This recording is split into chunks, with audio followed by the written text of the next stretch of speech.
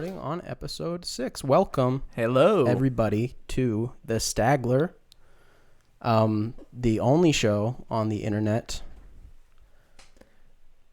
Yeah, the only show. The only show. This is your only option. I'm very sorry. But it's episode 6. I'm your host, Justin, and I'm joined by my co-host, Nick. That's me. Nick.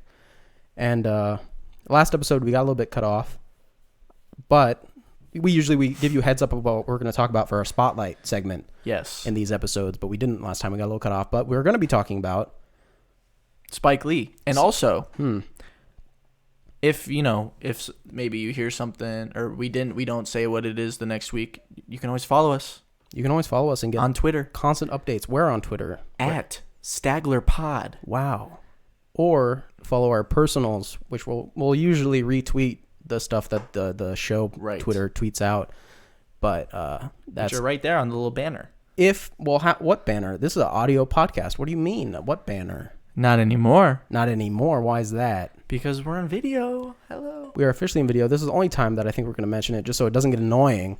But we are doing a video segment to our show now. Yeah. We are streaming live on Twitch every other Saturday at approximately 3 p.m., And it's been a lot of work to get it set up. I'll be real. It's been a lot of work, but it's been a lot of fun. It's worth it. It's been a good time. So usually we start off the show talking about our weeks, what we've done through the weeks. True. I've been really busy just watching Spike Lee movies. Same. So I bought a mug. I bought a mug that says "I am Dougie's Coffee" on it, and that's all I did. Hey, I mean, you did something. Do you like coffee? No, I hate coffee. It sucks. Coffee's bad. I like my coffee how I like my lives that matter. Yes, and we might as well go straight into your weeks, into your 2 weeks. Me personally. You personally. I didn't do too much, but I made a purchase. Rather substantial purchase. Really, I guess not that much, but I bought a Nintendo Switch Lite, the handheld version. So it doesn't have the docking station. I can't put it on my TV, but it's basically like a glorified DS. Oh, okay. Yeah, I bought one of those because I wanted to get one and I wanted to play Pokemon. Hey, Pokemon's really fun. Sword and Shield, that's the Switch one? Yeah, I'm going to get the Sword one, I think. Oh, okay. But I'm skipping, I didn't play any of the ones after, Black and White 2. Well, they don't have a connected story. I know, but I'm going to skip, 4 generations. Yeah, I guess that would be weird. The last ones I played was, pixel and yeah, top now down. It's going to be, 3D, third-person RPG, whatever this it is. This one already is a jump. Well, that's exciting. I hope you... Did you already get Sword and... Have you started it? Or no, I'll just get it, digitally when I receive my Switch Lite, which will come next week. How much was it? Is it still expensive? $300. Okay. That's not bad, I guess. Yeah, no, pretty good. Yeah. Not bad at all. And I will also watch a lot of Spike movies. But another thing I did was watch the newest 2 episodes of Snowpiercer, the TV show, because I'm watching that for some reason. Right. Well, that. Well, okay, no, I don't mean it really is a bad thing. Let's see the latest 2 episodes. Episode 3 was really good. Not good. Okay, not really good. Not good. Why is it that? It was really okay. There's just I don't even know it feels like it's not really focused. The show's not really focused, even though there is this murder mystery, which is the main thing, but it doesn't feel very focused. And there's a lot of weird side plots and stuff that don't make any sense. And all the performances, it feels like an Alex Garland movie where everybody is just like this all the time. But you love Alex Garland movies. I do, but it's different on Snowpiercer. Okay. And except for Daveed Diggs, the main character. Right. He's pretty good. There's a really stupid twist in the 4th episode where it's not even a train, it's a plane. What? That's a twist. We're not on a train, it's a plane. Oh, yeah. And it's not snow, it's clouds. Wait a second. Now that would be a twist. It's Cloud piercer. This isn't snow. It's frozen air. It's frozen air. Well, clouds, it's like ice crystals in the cloud. Hey, this is a good idea. For the second season, that's the direction they're going to go. Maybe. Anyway, they reveal who the murderer is. Really? Already? Yes, halfway through I thought the season. this was going to be like I know, show. me too. And I was like, okay. And it's like this really side character. Is it whoever greenlit the show? I don't. But it was really predictable. I like saw him in a scene. I was like, I bet you it's that guy. He just looked evil. Yeah, and then like literally 2 scenes later, he's like beating the I'm the nuts out of spy. some dude. Yeah, he's like, I'm the spy. Yeah. And I was like, well, this is kind of stupid. But then it got a little more interesting in the 4th episode, where turns out that one of the girls was like helping him, and that was kind of cool. But now the main character is in some really big trouble halfway through the season, and the murderer mystery is all wrapped up now, only halfway through the 1st season. So I don't really know what they're gonna do for the rest of the season, but I guess I'll at watch. least that gives it room to like get good, right? Yeah, the 4th episode was better. Okay. So, it's okay so far. But we'll find out. Okay, sure. Good luck. I don't know why you do this to yourself, but It's not a big time commitment. They're like 40 minutes. But it's not like awful though, is what you're saying. It's just kind of No, it's not awful. It's nice. And I like the idea of Snowpiercer, so it's cool. And the production value is like really high. So like looking at all the different like train cars and stuff, and the design is really cool. That's pretty cool. Yeah, I didn't expect that actually. I expected it to be bad because it's like, oh, it's a train, get over it. Yeah. No, it's actually really cool, I think. All right. But yeah, other than that, it's whatever. And that was your week? That's all I did. Yeah, sorry. But we're busy doing Spike Lee, and you know what? I'm happy about it. I had a great time. Yes. Doing Spike Lee, like doing 10 films I think we watched in total. Probably something around there. A lot. Going through his career up to Da 5 Bloods, which came out yesterday. Yeah, literally yesterday. June 12th, 2020. But before that, we've got a little segment that we have to do first. Sadly. Not sadly. I wouldn't say very sadly. But, we got a few items on the agenda for news. We got to get into the news. Let's get right into the news. So, as far as news goes, we're talking a lot about some sensitive subjects today, certainly, and there's a lot going on. And the Oscars are maybe trying to tackle some of this stuff. There's new programs for diversity are in the works from the organization, including expanding Best Picture contenders to 10. So hasn't that already been a thing? We'll have a guarantee. I believe it has, and then they changed it back, and they want to change it back again. Well, there was like 9 last year. No, but this is saying 10 forever. There will always be 10 slots that have to be filled every year. Oh, so they don't have to not. They can't do like 7 if they don't think there always has to be 10 every year. Which I like that. I like it because it just is more publicity for more films, But I do understand why people would be pretty some people might be apprehensive upset about it because it's about like the a idea. free handout. And it's because like, will 10 movies a year really deserve a Best Picture nomination? That's true, yeah. It's like they're like, think of this year when a lot of movies aren't, or next year, I guess, when a lot of movies aren't going to be being made and stuff, right, yeah. are coming out. It's like Sonic, Invisible Man, those are your Best Picture noms. I mean, Birds of Prey. Is it really? I mean, that's like 3 of your 10. Yeah. Right? Like, it's stuff like that where I think is where people are apprehensive about it. That makes sense. But on Friday, the Academy of Motion Picture Arts and Sciences announced that it will try to take a more active role in changing the kind of films that end up competing. They just want to encourage, diversity and things like that in film, which there's kind of 2 sides to this. A lot of people are for it. They think it's great. And a lot of people think that it's a little patronizing, and it's another thing that people are arguing about, like what they mean by diversity, and stuff like that. Yeah. It's very muddy. This isn't something that's going to appear until 2022 at the earliest.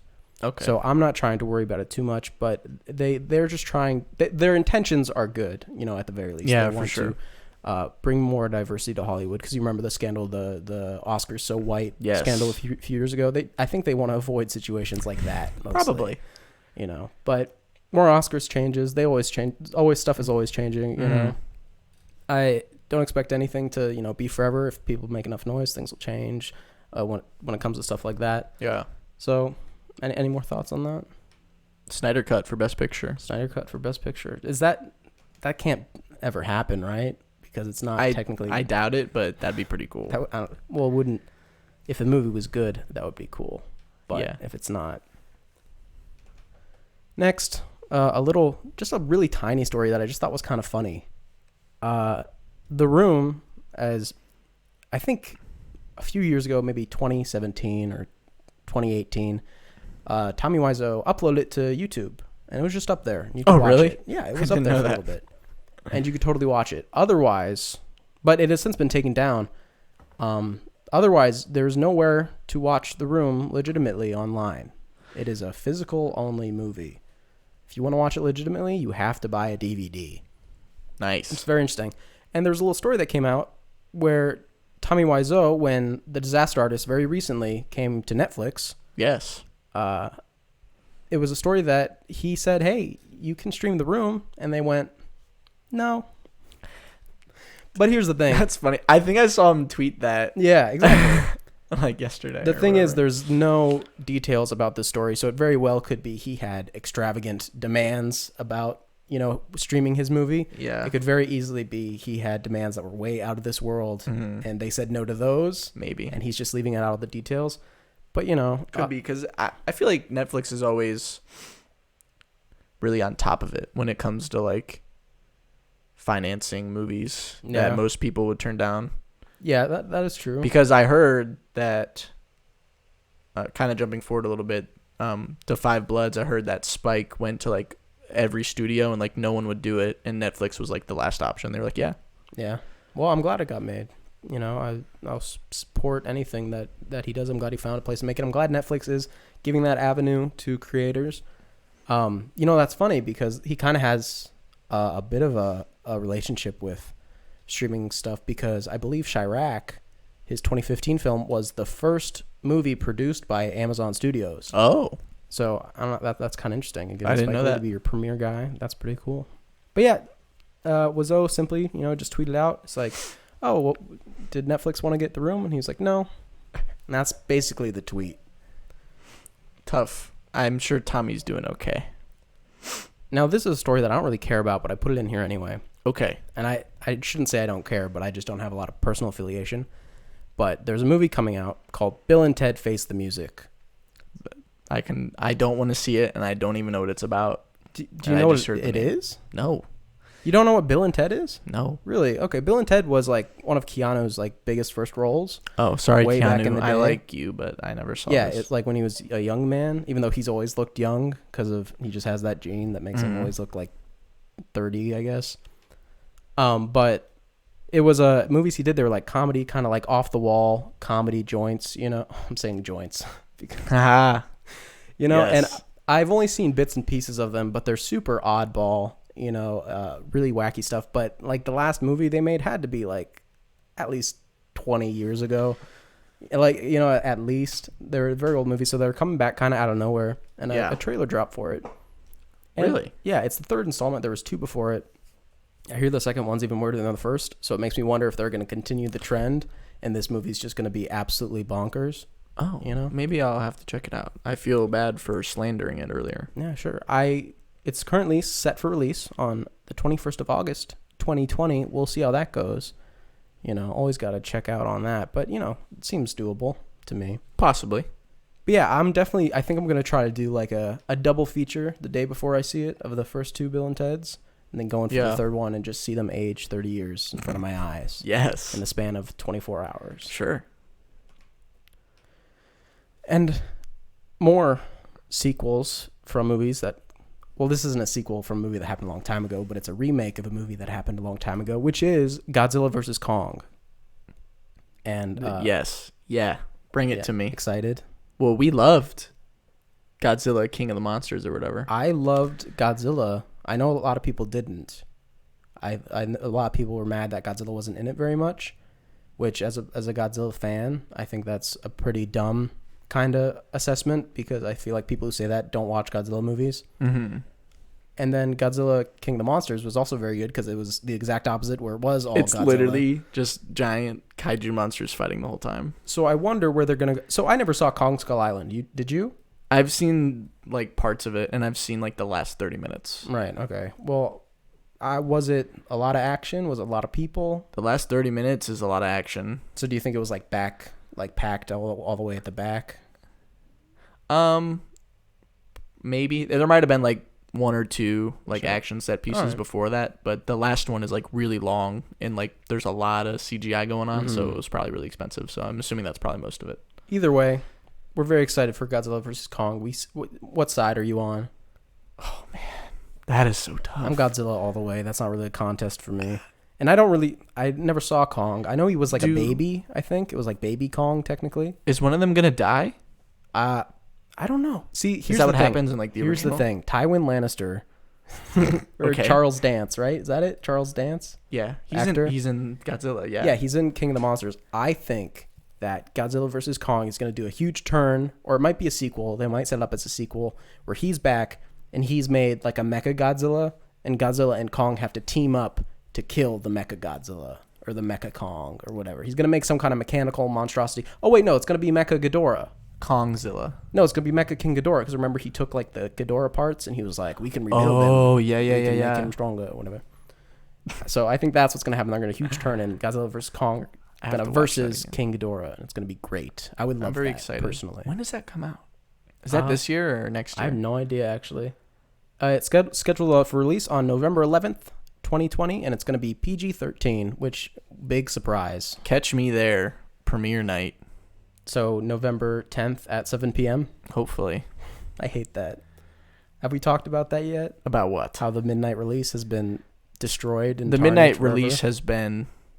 Are we gonna go into this? No, because you know what I would save it for? Because you know what I think caused it? What? Marvel movies. I think Marvel movies ruined the Marvel midnight back at it release. again. That's why I'm saying when we have that episode, I have a lot to go into, and you might think that's dumb what I'm saying. No, I actually agree with that. I think they ruined the midnight release. The Because midnight it's not- release used to be sacred. It's not midnight. It comes out November 10th. Actually, November 9th at 7. I know. like- There could have been great midnight releases, but now the best experience at a midnight I've ever had is Hunger Games Catching Fire. That is also probably my... Stupid. That is kind of stupid, isn't it? Is that the one we got posters? Yeah, when we were like sitting on the floor Yeah. in line with like a whole bunch of people. Right, It was right. sick. We were like second. Or Yeah, we were third and fourth. We got there like 5 hours early. It wasn't because we were super excited for the movie. It was just because we were like, we have nothing to do. So we are just like, let's just go wait. We're just chilling. You know? That was a good time. Yes, it was. Sadly, Godzilla vs. Kong midnight release. Probably won't happen. Probably not going to be a movie. There's going to be like a 7 o'clock. Yeah, 7 o'clock the day before. Yep. Stupid. So we know a lot of the things have been shut down or whatever. But California has given the green light for film and TV production to resume as early as, well, yesterday, in fact. I feel like most production companies probably won't be on board with that. What do you mean? I feel like they won't resume production. I disagree entirely. I don't think production companies care much about the health of the people within them. I think they're like, wow, we've missed out on so much money. We have to work twice as harder and twice as close together than before. That's what I'm kind of seeing from this. But that, that's just me. Yeah, no, okay. I retract my But yeah, they'll statement. be starting again soon. I think James Cameron's Avatar 2 is filming soon, I believe.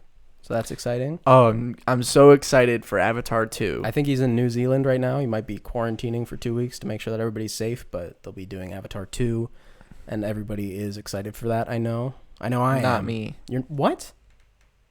Oh, sorry. I'm really excited. What am I talking about? I'm pretty sure we already talked about this. But you know what? A lot of this shutdown has affected a lot of people. I've heard that AMC theaters, yeah. had like a reported loss of almost $2.2 billion because Yeah, that's of a all lot. these shutdowns. So this is a lot. And now that they're not streaming Universal movies, Yeah. that's going to cut that a was little big bit yikes. deeper if they're still doing that, if they're committed to that action. but I don't know if they Damn. are. We'll see. We have a little bit of other news, Okay. but before we get to that, I want to talk a little bit about my second favorite horror director of the modern age, who's Is Ari the first Aster. Robert Eggers? Yes, Okay. he is my king. But after that, Ari Aster, hard second place. Love him. He's great. He says his next movie I will saw be this. a 4-hour nightmare comedy. 4 hours is Sign me up. quite a bit of hours. I'll be there. You will. The theater, sitting 4 hours in the Yeah. theater. There's probably an intermission. You haven't seen Elephant Sitting Still? So I know I can do it. I saw Elephant Sitting Still. We saw The Irishman. We can do it. It's like 30 minutes longer than The Irishman. I'll be fine. Hey, 30 minutes is kind of I mean, it's not huge. It's like a whole episode of TV is 30 minutes, Sure, but with commercials. I Nightmare comedy, can I do don't it. know. The thing that really actually excites me to this, and I have no like details about this production-wise, right. but the idea of having a running time of 4 hours and nightmare, the word nightmare really intrigued me. I don't know if you've seen this, but have you seen the video with, what is her name? I forget her name, from The Walking Dead, the little girl, not little girl, but the young girl who was with Carl. What was her name? You know the girl who was with Carl at Alexandria? She was like the other girl Carl's age. You liked her a lot, her actress a lot. You followed her on Instagram. Enid, right. Yeah, Enid. Yeah, I love her. Kaylee Nacon. Great. She's in a video. Happy birthday. It's It was her birthday like 2 days ago or something 2 like days that. Happy ago. birthday. Well, she was in a video that like Adult Swim made called Too Many Cooks. Are you familiar with Too Many Cooks? Too many cooks. Imagine Too Many Cooks, which is kind of a nightmare comedy. Imagine it for 4 hours, because that's the vibe that I'm getting for this, and I kind of love it. Because Too Many Cooks, I don't even know how long it is, but it feels It's like like 9 minutes. Really? Because it feels like 90. Because it has like repetition and stuff. It just keeps that, like, on it gets going. really, really weird. But I'm seriously imagining Too Many Cooks as this 4 hour nightmare comedy, and I kind of love that. That's a cool idea, but I would say I wouldn't want you to I get know. your I shouldn't get my expectations too hopes high up. I don't wanna because get- you don't really know what his vision is. Yeah, I don't. But when I hear 4 hour nightmare comedy, that is what I think of. If you haven't seen Too Many Cooks, look it up. Make sure Just you're go on YouTube, watch Too Many Cooks. make sure you're like healthy. You have a healthy mind and set, and you're not tired or sick. Be a healthy person and watch it in like a well lit Strong. room with friends, maybe. I don't know. There is a worse video though that is known to very few people that I will not disclose the name of because it is only allowed to be viewed by very personal, close people to me, and I don't want to just give it to everybody. Oh, are you talking about You know what I'm talking about. Jamie? Feel the Jamie. knife in your hand, Jamie. Yes. That is a good video. It That has is a like very least not 46 well-known. views on Yeah. YouTube. Oh, it's probably and got it more came than that, out but- like forever ago. Yeah, it did. But that Want me to is- find? I can look at it right now and Sure, see how go many look views at it it. has. Show good look at it, but it has to be a secret. This is ours. Oh, nobody will know. If you donate $15, we'll send you. Oh, incentive. No, but that is a video. Is that what you're thinking when you hear nightmare comedy? That kind of like there's. Is this video a comedy? I think it's a comedy. It It's is kind kinda- of there's it is more of kinda a funny. plot, but it's kind of like all characters have a different perspective that's kind of wildly stylized in a way. Yeah. How they perceive the world. I have it right here somewhere. I remember know the it's right title. here. You can just.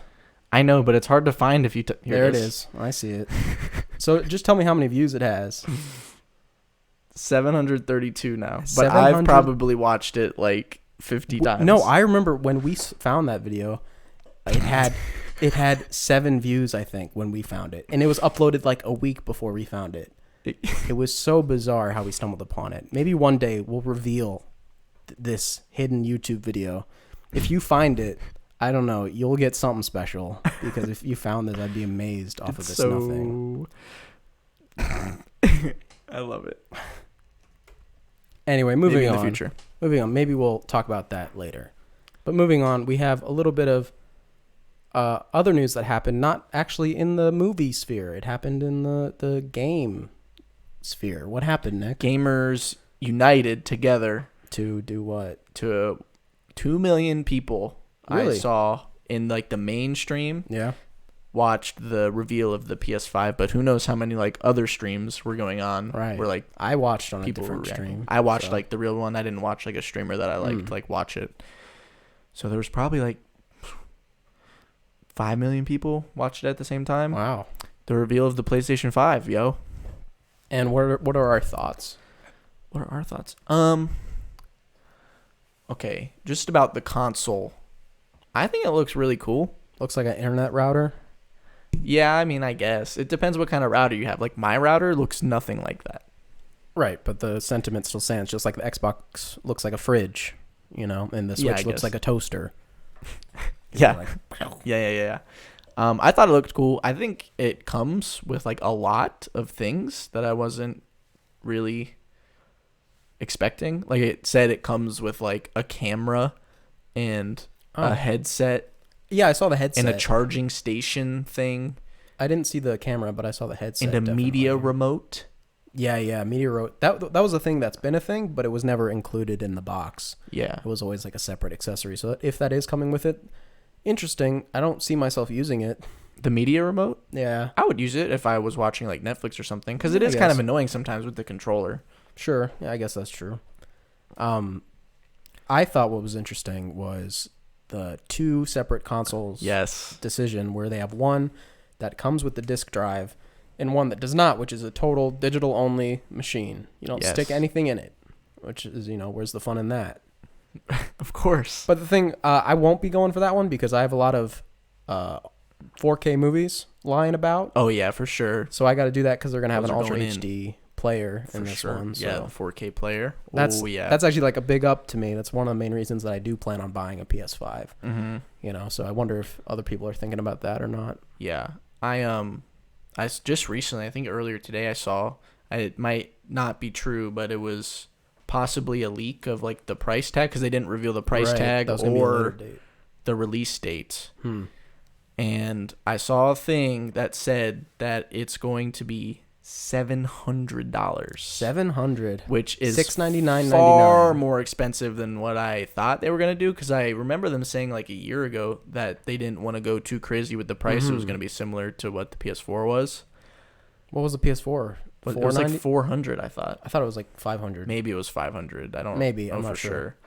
But 700 seems like maybe the breaking point for some people. 700 is probably the maximum for me. That's like, it's probably the really pushing absolute maximum for me. Any higher and I would not go for it. Yeah. So maybe they're smart and they really did their research and they were like, yep, 700's the maximum. I mean, I'll buy it for $700. 800 I straight up would not, though. I'd wait for a price drop. Yeah, it's 700 I can do, though. But hopefully it's not $700. I do wonder if there's what the price difference between digital and physical is going to be.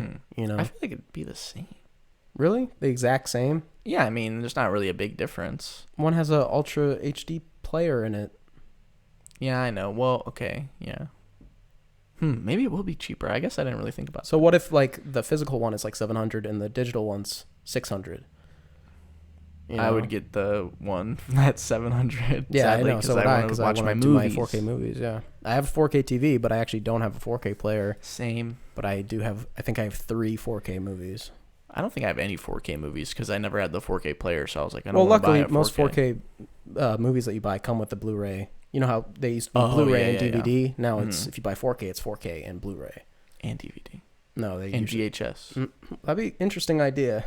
The 4-piece combo set. I would love to see a director release a and movie, a film reel. And the physical release was like a VHS or anything. You know, it's sick. Like there's no 4K. It's VHS only. Sorry. Hey, what are you gonna do? You want to watch The Five Bloods? Better get a VCR. That would be cool. That would be cool. Anyway, you know what else is cool? What? Grand Theft Auto 5. Finally, for the PlayStation 5. The long-awaited I Grand know. Theft Auto Everyone's 5. been waiting for a Grand Theft Auto 5 to finally come out. Wow. Not 6. Or 5. Just to be clear. 5. Cinco. Yeah. The one that came out on the PS3. 3 generations. This game is 3 generations of consoles. But it is like the number one biggest media. It's huge. Right? Like, I mean, it's insane. It's just like, I understand wanting to milk it. Yeah. And they said it's expanded. I remember them saying GTA 5 expanded and updated for the PlayStation 5. So I wonder if they're going to make the map bigger I or whatever. somehow is going doubt on it. with that. I don't know why. That doesn't make. I don't know. I know, but I just remember them saying expanded, and I was like, oh, expanded. Well, what else? There's got to be other games other than ones from the PS3. Many other right? games, because GTA I don't really play too much anymore. I've never played it.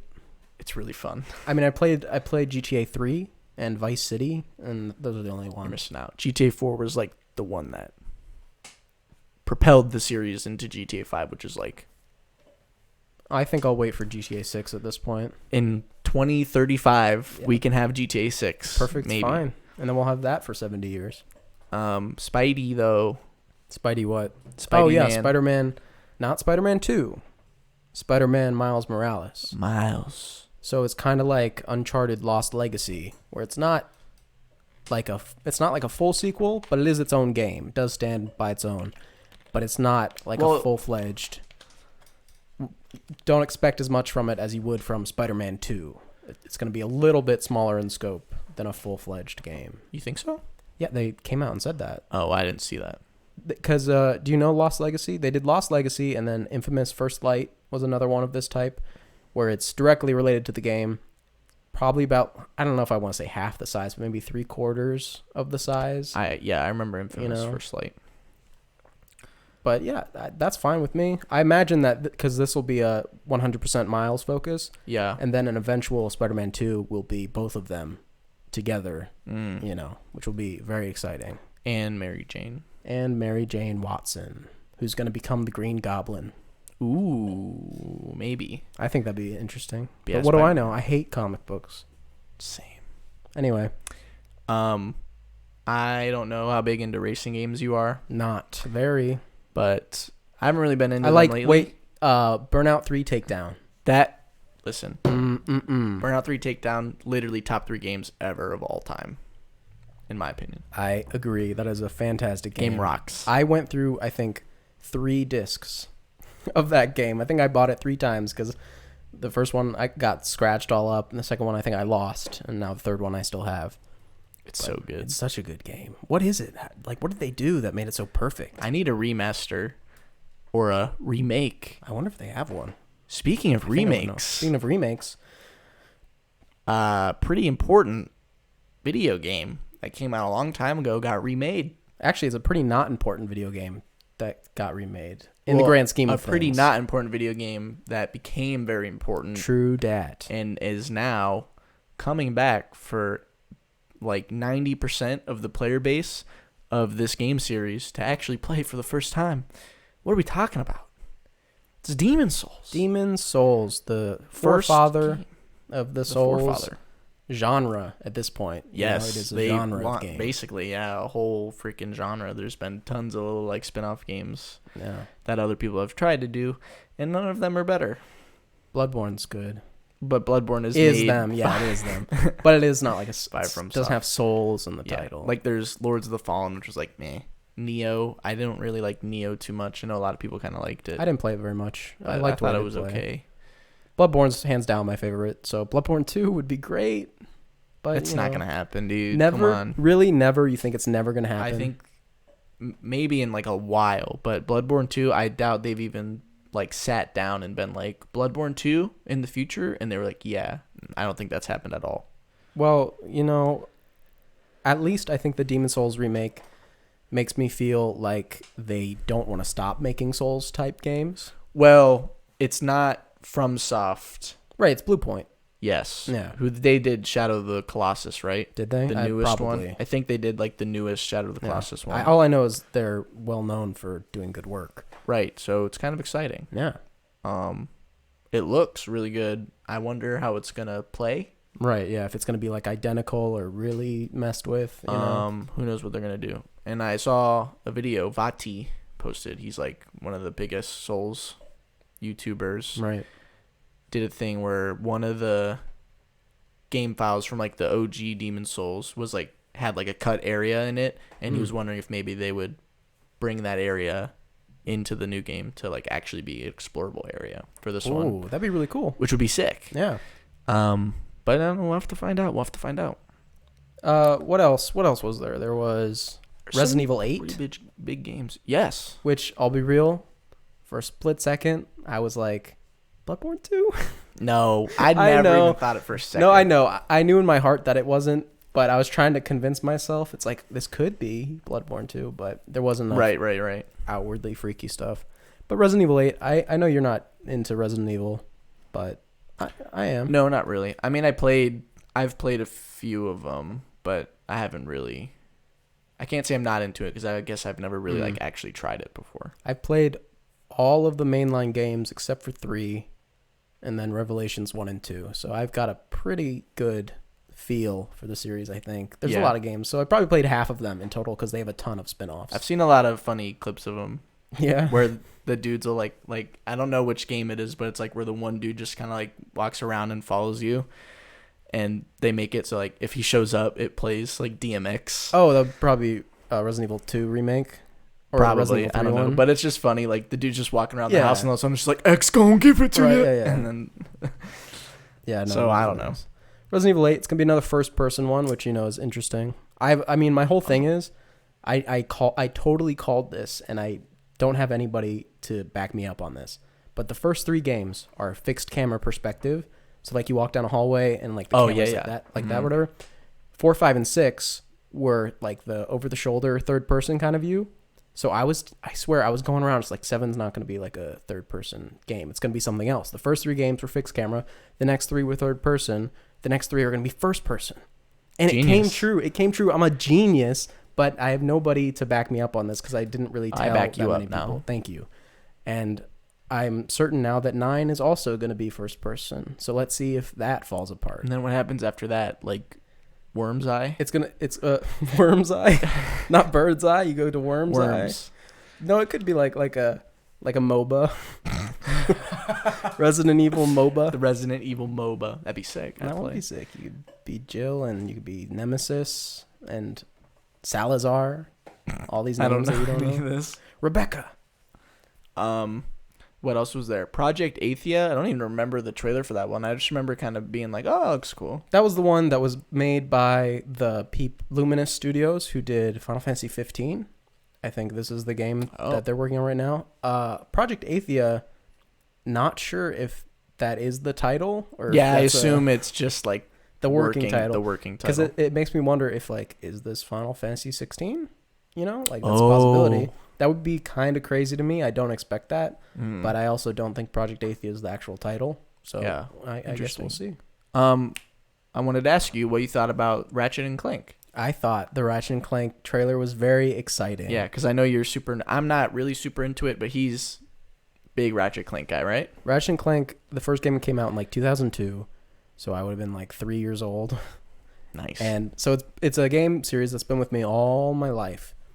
And it's just very exciting. It's what it looks like they're doing is a continuation of the series that they've been doing since the beginning. Because, in 2016, it was the movie game.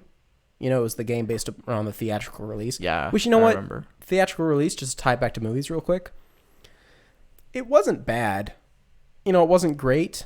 The thing that I felt with this movie, the perfect way to kind of encapsulate how I felt about it, was that it felt like watching a compilation of cutscenes on a YouTube video. It's like Ratchet and Clank game cutscene compilation, and just watching it like that, because there were some parts where the story kind of jittered, where it's like, oh, that seems like you'd have a gameplay section in between these two scenes, That's how it really felt to me, and I that's funny. I felt like, but the game itself, the 2016 one, yes, while the story still, wasn't fantastic or anything, it was probably the best gameplay to date for the series. It was on the newest console, know.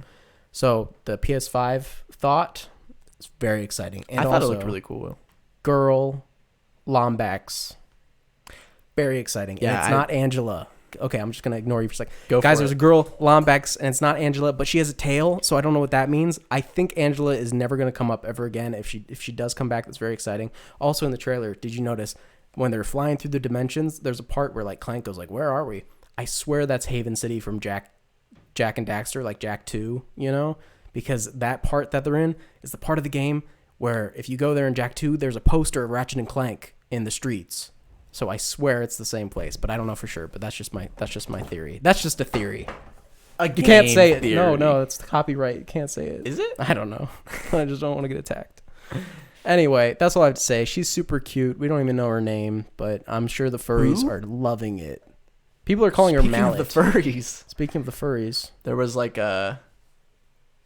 What was it called? I don't remember. I have no idea what you're talking about. There was like a furry game. I don't want to be like offensive or anything. Goodbye Volcano High or something like that. Yeah. The chat was being very offensive. They were. When that trailer was playing. It was really bad. And shame on those people. They were, but I don't know. It didn't really. I don't know what kind of game it is. Yeah, I don't know. It just seemed like a vibe, like a furry vibe sesh. I don't know. It looked like it would be like a visual novel, you know. Yeah, but it could be like a Telltale, maybe like a Life is Strange or something like that. Could be. Know? I don't know. Could be a first-person shooter. All I know is I'm not gonna play it. Yeah, I don't know. I don't want to talk about every single game that got announced, but there was probably one more that was pretty interesting for you, which I guess, you know what, I did do this week that I'd never mentioned. I started Horizon Zero Dawn. No, you didn't. Yeah, but I just started, literally she turned into an adult and then I turned the game off because that intro section was long. Yeah, it is pretty long. So she turned into adult and she had the Ashley Birch, I think, voice, and yes. I was like, okay, that's a good place to stop. I need to watch Defy Bloods now. Yeah. But yeah, I really enjoyed it. I can already see how intense it's going to get. Dude, you know? Horizon Zero Dawn. Listen, everybody. My personal favorite single-player open world game ever. Wow. Big shoes to fill. It's sick. And I'm so hyped for the sequel, Horizon Forbidden West, which is kind of a strange name. Why? I don't know. I just don't know if it really flows. I have a question. Does Zero Dawn ever make sense? Yes. Okay, you will understand what Zero Dawn means. Okay, cool. Like, way later. See, I was expecting it to be Horizon 1 Dawn. Sure. Because 0 to 1, you know, that just makes sense to me. Yes. There will be a big revelation where you're like, oh, this is what Zero Dawn means. Sweet. Okay. Well, Forbidden West seems pretty self-explanatory. Right, yeah. It's the Forbidden West. You can go underwater. That's the thing you can't do? Yeah, you can't go... Well, there's not really... I wouldn't say there's... Well, there's... You can swim, but you can't go, like, under. Yeah, it's called diving. Yeah, I suppose. But it looked...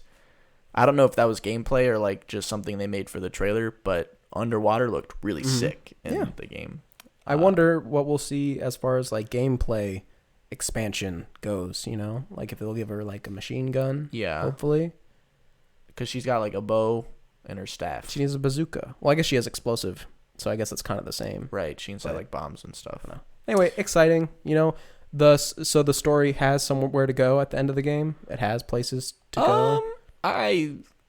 Or does it seem like it's kind of a totally out of left field, like, new direction as far as story goes?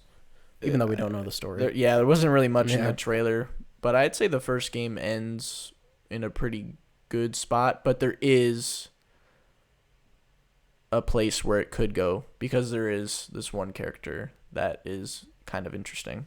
Okay. That's all I'll really say because I don't want to, like, spoil anything for you. I just want to point out that I'm not going to be, like, committed to playing it and updating, you know, like, video games for me, I play whenever I feel like it, whenever I get a chance, you know. Right. I mean, I guess that's how I do movies too, but I just don't feel like playing video games as much as I do watching movies.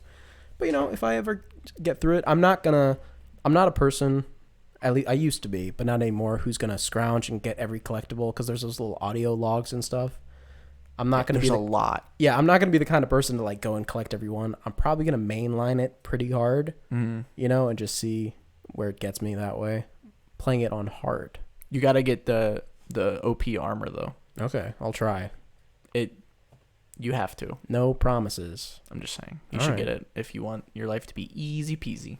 But yeah, as far as game stuff, reveals, that's all I really wanted to talk about. I have a few, just a little bit, things that did not happen. Oh, that frustrate me. Okay. No God of War 2. Yeah, well, you know what? It was kind of weird because there was a lot of God of War in, like, the promo footage that they used, you know? Yeah. Like, at the beginning of the stream, like, the hype reel. There was, like, God of War 3 footage and the new God of War footage. And I was like, oh, wow. No God of War 2. We don't know what Thor's up to. Upsetting. Yeah. I would like to see that.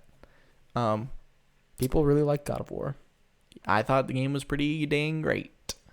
if they make us, well, when the second one comes out, right, I would like to see a really big, I said this for Horizon Forbidden West, but a really big expansion of the gameplay, you know?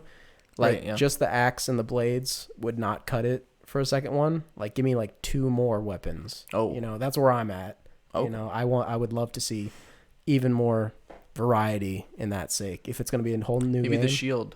Because the shield is kind of underutilized in the first game. Sure, maybe they could get, like, a whole skill tree with the shield. That'd be pretty interesting, yeah. I don't know, though. But the other big one, the big kahuna one that I'm just like, bro, Elden Ring, where are you? Elden Ring. The 1-year anniversary, I think, has passed since we first heard about it, and that was the only time we heard about it. It's literally George R. R. Martin, one of the greatest writers ever. I don't know if that's I don't know what people think about that. Probably. But extremely talented writer that people love, teaming up with From Software, one of the most beloved game design companies ever, I would say. Yes, I love Armored Core. I do. An Eternal Ring. Anyway, continue. Making an open world RPG like The Witcher, kind of, that's written by George R. R. Martin and designed by FromSoft. Well, here's the thing with that. Wait, in Sekiro, did their lips move?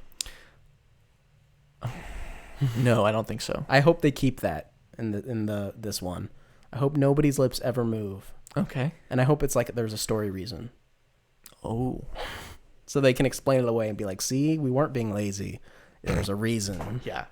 But it's not laziness. I'm just making fun. Yeah. No information about that when we got like a little itsy bitsy 30-second trailer like over a year ago and still nothing. Well, would you rather have the game be delayed a year or the book be delayed another year? He's a busy man. I know. He's too busy. He needs to cut back. I know. He just... Okay.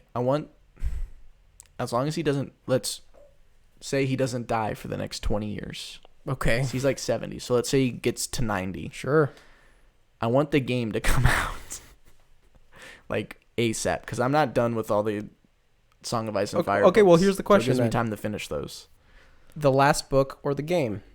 The last book, not the next book. The last book. A Dream of Spring. Or the game. I can only have one? Yeah, choose. He can only finish one. He's all he has time for. I want the game. Really? I want the game. Wow. I know it'll piss a lot of people off, but I want the game. Because you don't even know if the game's going to be good. You have precedents for the technically, I don't know if the book's going to be good. Yeah, but he hasn't done game before, so he's got zero credibility. But he has done stories, I get that. But the books have been good so far. Yes. I don't know. I want the game. Sorry. I want the game. All right. That's all I have to say. That's fine. Well, speaking of games, there's a game that I think is coming out like next week or something. It's really soon, which is The Last of Us Part 2. Ooh. There's been a lot of stuff going on with that I don't really want to get into. But the game leaked. People weren't happy, but reviews came out from critics, and everybody seems to... Oh, really? I didn't know. Yeah, I'm pretty sure. People played it already? Yeah, and people seem to love it. It's got great scores, 99s and everything. Oh, I will be playing it. I will probably be watching you play it. You want to watch me? Maybe can we stream it? I don't care what you do. I'm not going to stream it. I might stream it personally. I'm not going to stream it with you. I'll be there. We could. I can moderate your chat if you like, but... Yeah. With my one viewer, that's you. Right. I can mute myself for 60 seconds. But anyway, do you know who Johan Renck is? Johan Renck. Well, he's a guy who did Chernobyl. He won an Emmy for his work on Chernobyl. And he is going to be directing the pilot for the HBO series The Last of Us. Which, as far as I know, is going to be Joel and Ellie. Joel and Ellieing it up for HBO. So it's going to be like Last of Us 1. The first game, as far as I know, as a show. Exactly. Whatever. That's how I feel about it. Because Last of Us 1... They always do this. ...is really good. Very. It's quite good game. Yes. I don't know, maybe overrated depending on who you're talking to. Because some people really... I mean, I really love it, but I don't know, I guess some people might blow it out of proportion. Yeah. But still, worth your time, just as far as like the story itself goes. And, the gameplay's good, serviceable, Mm-hmm. But, he did Chernobyl, which was very... Chernobyl was great. Yeah, I didn't finish it. You never finished it? No, I never finished it. I'm sorry. How many episodes did you watch? One. You know TV. Oh. You know me and TV. It's It's like 4 episodes. I know. That's why I need to do it. But I didn't finish Maniac either. You didn't finish Maniac? Exactly. I start these things, then I can't. How do you do it. that? How do you start something and not finish it? Because I don't have time, and then I have to watch Spike Lee movies, and I'm like, well. Yeah. Okay. But anyway, he's doing it, so it's in good hands at the very least. Yeah. You know, it's in good hands.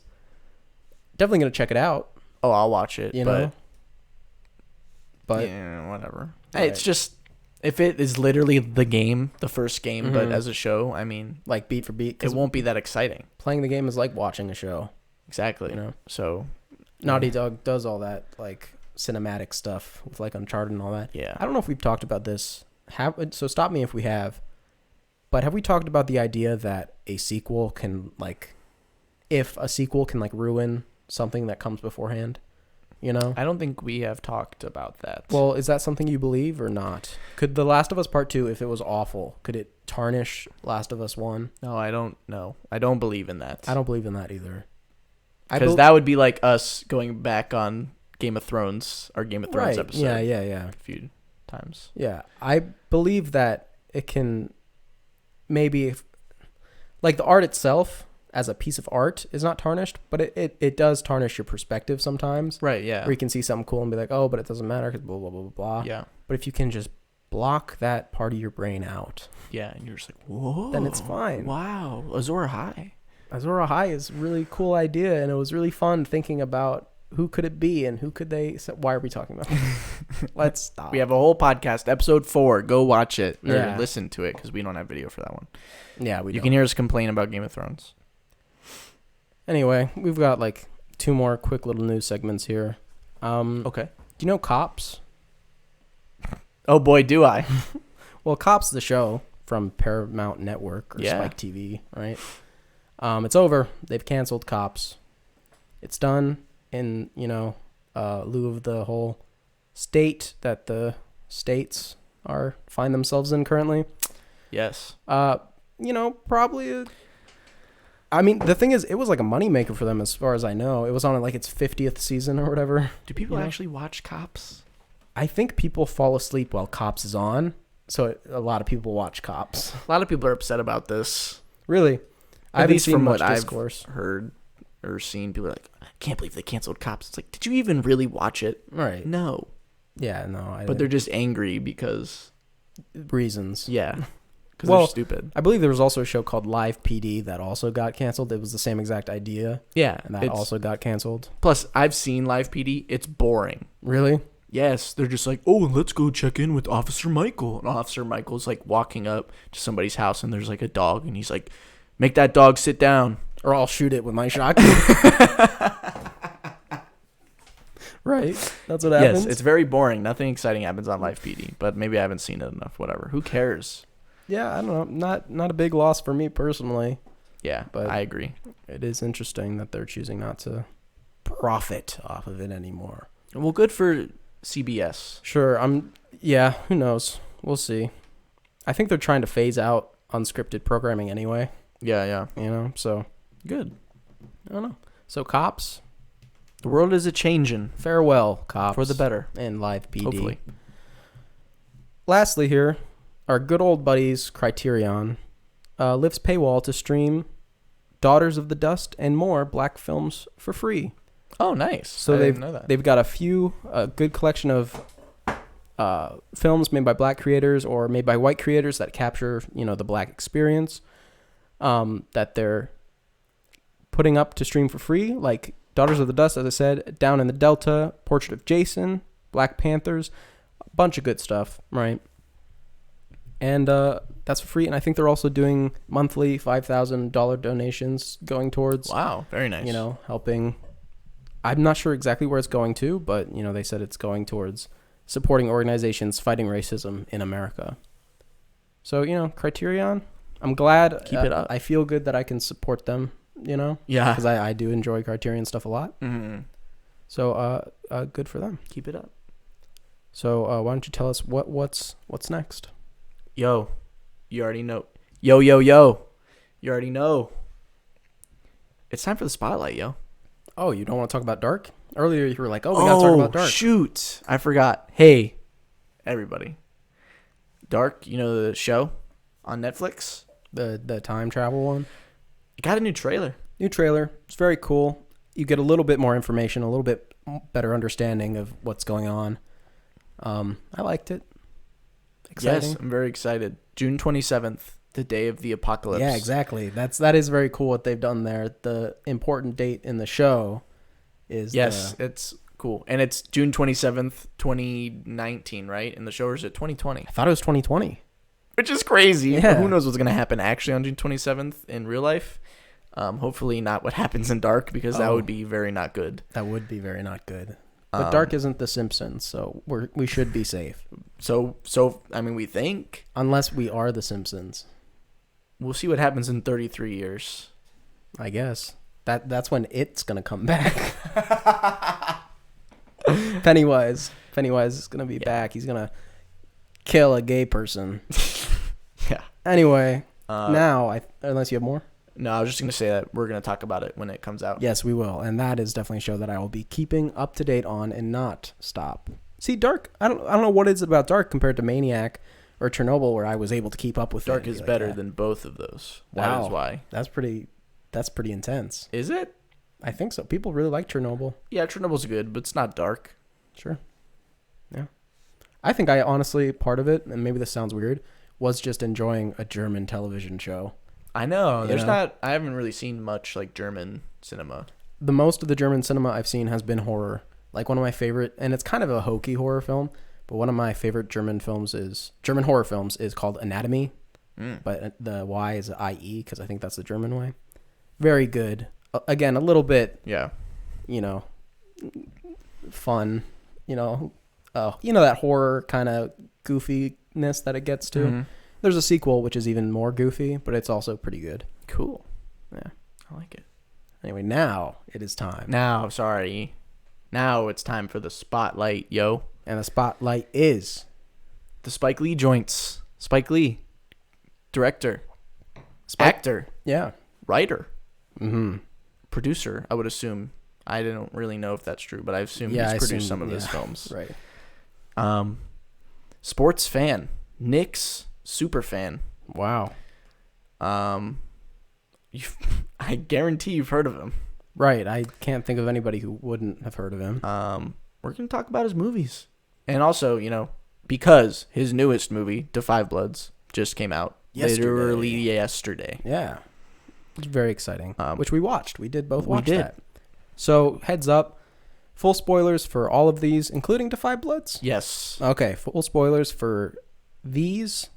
I'm just going to go ahead and list the movies we're going to talk about for you right now. Yes. Okay, go for it. We're going to talk about She's Gotta Have It from 1986, his debut film. Yeah. Right? Do the Right Thing from 1989. Malcolm X from 1992. Crooklyn in 94. Four Little Girls, which was a documentary in 97. 25th Hour from 2002. Inside Man from 06. Chirac from 2015. Black Klansman from 2018, and of course, Da 5 Bloods, which just came out yesterday. Literally yesterday. I watched it this morning. I watched it yesterday. No. So, why don't we talk about just a little bit of his early life? Sure. Just get a little bit of early info for him. He was born in Atlanta, Georgia, which was very interesting, but he very quickly moved to Brooklyn. I didn't know he was born in Atlanta. I've been to Atlanta. It's very nice. Is it? I had a lot of fun when I was there. Yeah. So. Is that where you went to the Pride Parade? Well, you didn't go to the Pride Parade, but you crossed a Pride Parade. Is that trip? No, that was in Pittsburgh. Oh, that's Pittsburgh. Gotcha. Yes. Yeah. Well, he has three younger siblings, Joie, David, and how do you pronounce? I'm so sorry. His name looks like 5 plus a U and an E at the end, but 5 is in French. Maybe if you click on it, it'll say how you pronounce it. Cinque Lee? I would assume it's Cinque. Okay. But they've all worked on different parts of his films. They've all been a part of his experience, film experience, especially Joie, who's been in a few of his movies. And he got the nickname Spike from his mother, actually, which I thought was interesting. Yeah, very. in college, he enrolled, and maybe you'll catch this. I don't know if you knew this, if you looked it up, but he enrolled in Morehouse College, a historically black college. And you remember in Five Bloods, that was where David, where he went to college. That was the sweatshirt that he was rocking and everything. Oh, I didn't know where that. you go, you go to notice the that. house. You go to the house, right? Yeah. Oh, yeah. Right, Yeah. exactly. Okay. So that's where Spike Lee went to college. That's super cool. Yeah, he got a Connections. BA in mass communication, and he went to A badass. yeah, exactly, and New York University's Tisch School of Arts, where he earned a Master of Fine Arts in film and television. Heck yeah. But yeah, so the first film we're going to talk about from him is His debut, the first movie he ever made. She's Gotta Have It. She's Gotta Have It. She's got to have it, or else. She's Gotta Have It, if you know what I mean. And it was in 1986. And this had a budget of $175,000. Which is not a lot. And he shot it in 2 weeks. Oh, I didn't know. 2 weeks. So $175,000. Guess how much it grossed? True, man. I'm going to guess not a lot. $7 million. Oh, so a lot. This was like a breakout, wow, I crazy success. Okay. 175,000 to 7 million. Oh. You know, a fantastic profit off of that. I didn't know that. Okay. Dang, But- underestimated, I guess. Right, exactly. Can't underestimate the Spike Man. The Spike Master. Spike Lee. Mookie. Mookie. But that's not this one. This is Mars Blackman. Yeah. Yeah, something that maybe you don't know is that he does take a role in a lot of his films. Yes, quite a few of them. Which is very interesting. It's I don't know if you feel this way, but he's honestly usually some of my favorite parts in each movie. Yeah. Is what Spike Lee does, and maybe he does that on purpose. He's like, man, this Probably. part's really good, so He's like, I'm gonna give it to myself. I'm gonna give it to myself, which I appreciate that. Sure, that's go what for I'd it. do. Anyway, let's talk about She's Gotta Have It. Black and white. Well, mostly black and white movie. 96% black True. and white. Yes, true. 4% in color. So why don't you give us like a quick little synopsis of She's Gotta Have It? She's Gotta Have It is a movie about a woman who's gotta have it. That, you know what? That's actually pretty. That's I pretty mean, literally. darn good. She is, I guess you could say, a sex addict. You know, and has 3 boyfriends, and it's just kind of her and her relationships with these 3 men, and how they all interact with each other. You know. Yes. And I know there's a TV series that Spike Lee either produced or is directing from like 2018. That is She's Gotta Have It. It's the same idea, but it's like a Netflix show, I think. I didn't know that. I don't know anything about it other than what I just said. But, Gotcha. that is interesting. Because I was thinking about this in a modern context. And I was like, if this took place in modern day, would they get introduced to other boyfriends and then just be like, okay, cool. Because that is a possibility. Maybe. People are a lot more open to that these days, I found. Anyway. Things you liked.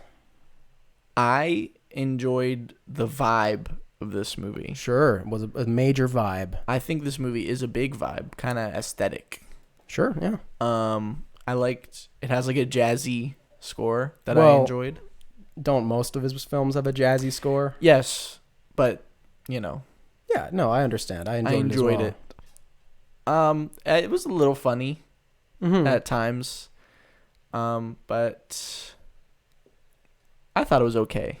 My favorite part of the film, I'll just start with my favorite part of the film, was the way that he photographed and this is going to sound a little crass perhaps, but the way that he captured the lead actress's form, her, like there's a shot I remember where it is her breast and a nipple, a bare nipple, right? Sure. And it's a very slow shot of the man coming to kiss the nipple, right? And I just thought it was with the way that he used light and shadow in that shot was very well done. And it reminded me of that shot from Mad Max where he's coming out of the sand. Oh. I don't know why.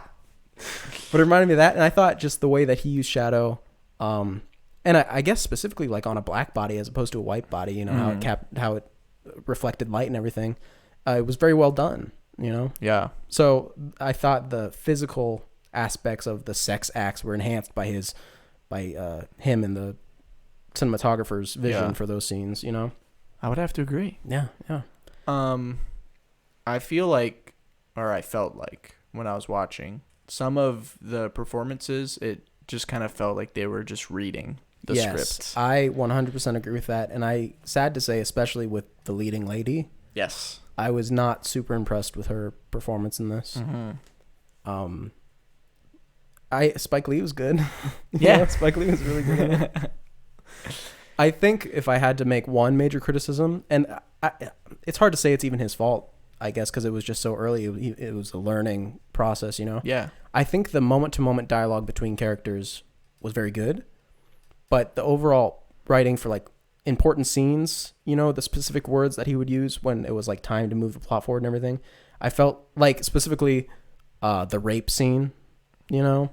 Mm-hmm.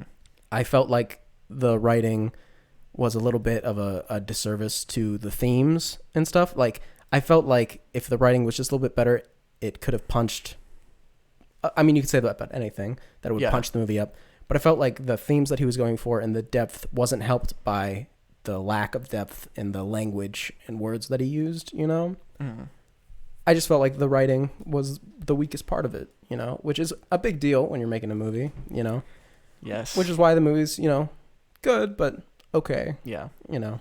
I will be honest, and I'm not proud. Okay. But I did fall asleep watching this movie. Aww. For minute time, but Okay. I did fall asleep. Sure. Not because I was bored, because I was disinterested for yeah. a little bit. But I mean, it was still good. I won't lie. I always perked up whenever Spike Lee. That was when I was at most attentive, you know? And probably least attentive with the Muscle Man. I forget his name, Greer or something like that. Yeah. Like the main... I don't know Not the like the main the dude. main- The third one. The the one where it took him like 10 minutes to take his shirt clothes off. Yeah. That was hilarious. Yeah. But yeah, she's got to have it for a debut film. Definitely a good job. Oh, you yeah, know? for sure. You expect a lot worse, honestly. And that profit, good job. $7 million? $7 million off 175K. That's great. So you ready to move on? I'm ready. I don't have anything else to say about She's Gotta Have It. I have a lot of things to say about the next movie, which is Do The Right Thing from 1989. 3 years later. His third film, I believe, and he would have been like 30-ish at the time, I think. Mm-hmm. And what to say about this movie? I'll start it, I guess. Sure, this go movie ahead. is a masterpiece. Yes, this movie is a 10 out of 10, hands down, one of the best movies I've ever seen. And if you know me, you'll know this, but if you don't know me, you won't. Me calling a movie a 10 out of 10, big deal. Yeah, dude. This man's critical. I think I have maybe 13 10 out of 10 movies that I have listed, right? That's not many. And this joined it to make it 14 now because this movie is like a masterpiece. It's so good. It is. And it's sadly just as good and relevant now, which is kind of fucked up. But yeah. Quick little synopsis, I guess we should just... People don't know. Because, again, this is a movie that I feel like everyone should be talking about all the time. Yes. And I haven't heard about, really. I know. I saw Edgar Wright tweeted about it like a few weeks ago. Well, that's great. Edgar Wright, he knows what's up. Mm-hmm. Anyway, what's this movie about? Oh, man. What's this movie not about? It is the hottest day of the summer. In Brooklyn.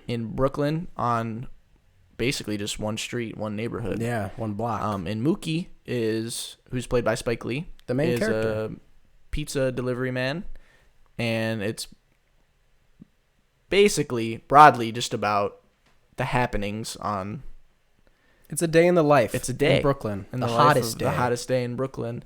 But you know, I guess the main plot is one of the characters, who's played by Giancarlo Esposito, right, does not enjoy the fact that in the main pizzeria on the block that's owned by this Italian family has like a wall of fame, but they only have Italian people on their wall of fame, and he wants there to be some black people on it since they're in like a predominantly black community. Mm-hmm. So he wants to boycott the pizzeria, and tensions rise. Tensions do indeed rise. And it's like there's so much to say that it's kind of hard to know where to start. So I want to start with like the technical aspects and Yes. stay away from like the themes and stuff until the end. But technically, there is a lot of, not a ton, but there's enough fun art stuff going on with like the cinematography. There were whip pans between Mookie and Sal Yes. at a certain point when they're having a back and forth, which I thought were really well done. Again, this is going to sound kind of weird, but one of my favorite scenes from this film is when there's a naked woman on screen. What the heck? And man? he's got an ice cube and he's trying to cool her off, you know, putting it on her lips and her other areas and everything. Yeah, sure. But again, he just shoots it very well. You know, Yes. What can I say? I'm sure that he also appreciates the female form. Yes. I can tell. I really enjoyed the colors, the use of color in this Yes. movie. And also, I don't know really how he did this, but like you can tell that it's hot Yeah. in this yeah. movie. Like you watch this movie and you're like, dang, it's hot. Right, yeah. He gets that across very well. I wonder if there was like a spray bottle or something and they were like spraying everybody with like hot water to be like, here, you know? But yeah, when I was watching, I was like, dang, it's hot outside. Yeah. But it's I'm just very in well like done. my air conditioned room.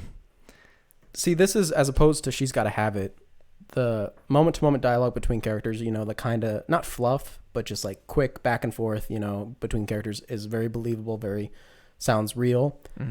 And the important scenes, the really important, impactful, dramatic scenes, the writing is like many steps above from She's Gotta Have It. Yes. You know, getting the same ideas across in fewer words, you know, in more profound ways. Especially between, I really liked a lot of the scenes with the Italian brother, you know, Yes. because he has issues with the local people. You know, he's a racist, and Yes. you know he like tries to convert his brother to also being racist, but his brother's friends with Mookie, you know, and there's stuff with that, and I thought those scenes were all just really well done in kind of understanding the mindset of a person like that, you know, which I'm sure, you know, it's probably from personal experience of Right. dealing with people like that, you know. What else is there to say about? I mean, the music again, it's Right. Yeah. great. It's all of his music and all his films. I'm sure he pays close attention to because it's always fits the scene. It's always well done. Yeah. It's honestly a pretty like funny, happy movie. Yes, it is. It For, is a like, very funny movie. The first 95% of it. And it has like those themes that you can see like yeah, underneath, but then once you get to the ending, that's when everything really, you just kind of lets go and you're like, oh dang. you know who else is creating this movie is Samuel L. Jackson. I really like Yes. his character. He plays like a radio host who literally has a radio set up like right outside his apartment window or right inside, and he just looks out the window and he'll just like narrate people walking by and play music. You know, Yeah, it it was was super a very fun. interesting character. Yeah, and it's always nice to see Sam. Yeah, L. love Jackson. He's good. We love Yeah. Sam. But even talking about Spike Lee taking on the primary role in this film, as always, as everything I've seen, really good. you Yeah, know? he's really good in this movie, It's- actually. I'm surprised he hasn't acted in way more because he really is a good actor. Yeah. I think, you know. Maybe it's not his thing.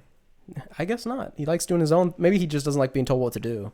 You know, he's like, no, Yeah, it could be. I'm gonna do what I want to do. Yeah. And he makes good stuff because this movie is very well done. Yeah. Is this Giancarlo Esposito's like big break? I don't really know much about his career, but I obviously don't know either, but he's like big now. yeah. And I haven't seen If him you in don't know, anything. that's would be Gustavo Fring on From like Breaking Breaking Bad Bad, and Better yeah. Call Saul. That's what I knew him from, you know, and he's also in The Mandalorian now. Yes.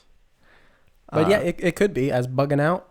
Bugging you know, Out. who, you know, is like a hilarious character for the first 95% of the movie. And I think the way that a lot of his movies work is you have a lot of characters who are very fun. You know, you have a lot of fun characters. Like, obviously, Radio... Oh, God. Radio Raheem. Radio I was trying to Raheem. think of his Yeah, name yeah. too. That's why I was looking it up. Yeah. Radio Raheem is great with his love and hate going on with his... The Love and Hate. Brass Brass Knuckles. Yeah, exactly. Da Mayor. What'd you think of Da Mayor?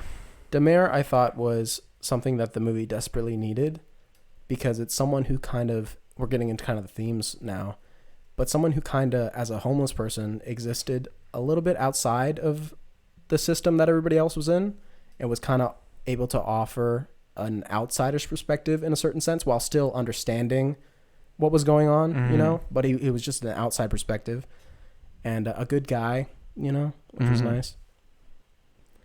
I guess we should just get into like the meat of it. The meat. Should we just say what happens at the end? Yeah, explain the ending of the thing. So, again, I think if you watch the movie, this ending is, it doesn't come out of nowhere, but it is kind of a departure from the rest of the film. So if you are really interested in this movie, maybe, you know, watch it first, then listen to the rest of this. Just up to you. I don't think it's going to ruin anything. No. But if you would like a pure experience, I'll just put that out there for you guys. Yeah. Basically, at the end of the movie, Radio Raheem and Buggin' Out go to the pizzeria to confront Sal. He's the owner of the pizzeria. And they're like, we need to put black people on this wall. And he's like, no, I don't want to do that. And Radio Raheem is playing his boombox really loud, and he doesn't like that. And they just kind of argue for a little bit. And then Sal destroys Radio Raheem's boombox with a baseball bat. Yeah. And then they start fighting. Mm-hmm. And the fight kind of moves outside, and then the cops come, and they're fighting outside, and the cops come, and they pull Radio Raheem off. And guys, just listen to this as he explains this next part. They pull Radio Raheem off, and they like hold him up, and they have a baton to his neck, and they're like holding him off the ground. And they just hold him there, and he chokes, and he dies. Mm-hmm. And then what happens? Then everyone's obviously freaking out. Mookie then goes across the street, grabs a trash can, walks back over, and throws it through the window of the pizzeria. And then everybody just runs into the pizzeria, and they're wrecking everything, destroying everything in the pizzeria. Then they light it on fire, and the whole place burns to the ground. Yeah. So that's the climax. There's a little bit more after that, but that's like the big moment. There's a resolving scene after that. But that is the big moment of the film, which I got to say, sounds familiar a little bit to me. Yes. If you don't know what I'm talking about, you're lying. But it is very reminiscent of what we're seeing with George Floyd and everything. Mm-hmm. And I'll be real. I'll kind of spoil something right now. We do a review of the week at the end of the show. And my review of the week, I was looking at the reviews of this movie, and there's obviously a big misunderstanding, I think, personally, with what's kind of like going on in the film. And you see it with people with what they're talking about, what's happening in real life right now. And like people called this movie like a hate movie, you know, like it was baiting a race war and stuff like that, which I think is just a major misunderstanding. Because they do something really interesting at the end of this movie. Spike Lee did. Do you remember what he did? The very last thing you see? Yes, the quotes from Martin Luther and Malcolm X. Yeah, there's two quotes. And the first quote, I don't have it in front of me, but I'll just kind of, you know, not plagiarize. Paraphrase it really quickly and butcher it. But it's basically violence begets more violence, right? You know, violence is not the answer to ending racial right. That's what Martin Luther's quote is. Right. Dr. Martin Luther King Jr. Malcolm X had a similar quote, which was kind of opposed to it, which was, violence in self-defense is not violence, it's intelligence. You know? So maybe I would like your opinion. I don't think the movie is making a statement on either idea. I don't think it's saying no, one exactly. or the other. It's just like love and hate. It's the two sides of the same thing. I think that maybe they're both right in a way, you know? But I thought the quotes were very powerful. Martin Luther King and Malcolm X had shown up in various parts of the movie before. They show up in a lot of his movies, obviously. Yes. And I just want to choose my words carefully. You know, I don't want to speak too off the cuff. But I think with a movie like this, where when you think of it in real life, because it is strikingly similar. Yes. And it was made in 1989, and it's 30 years ago. Yeah, it's 2020, and it's happened. We still have this problem. I think it's a thing where, I'm so sorry. I just really want to get this right. I don't know if this movie is an indictment of police. I'm not sure if it is. Because the police are the ones who do kill Raheem in the end. You know, they strangle him. You know, I don't think Sal is to blame for Raheem's death. It's the policeman that strangled him, right? Yes. And I think that in a lot of his movies, or in maybe half of his movies, there is kind of an indictment of police, you know, as a negative force for black people, you know? And personally, I kind of agree with that sentiment a little bit. I mean, when you think of the police, I think the modern day police are kind of built off the back of, you know, slave patrols back in the day that would, you know, capture runaway slaves and beat them to keep them obedient and in line, you know, and that moved on to, when they weren't slaves anymore, just moved on to lynchings, you know, and things like that. And there's something that I hear a lot where it's like, people say, oh, the system is broken and it needs to be fixed. You know, you hear that a lot.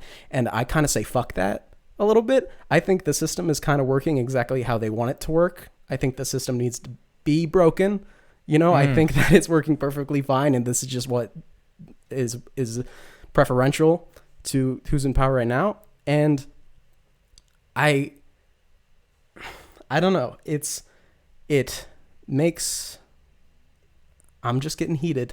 I'll just say that, you know, get heated. And it's normal to get heated. I think it's right to get heated. And you also see things, I'm just kind of going off a tangent, but you also see people who would be like, oh, don't fight hate with hate. But I think that's people misattributing people's anger. I think it's not hate, but it's a righteous anger that you have to fight against these unfair things like George Floyd or Breonna Taylor, right? That things need to be changed.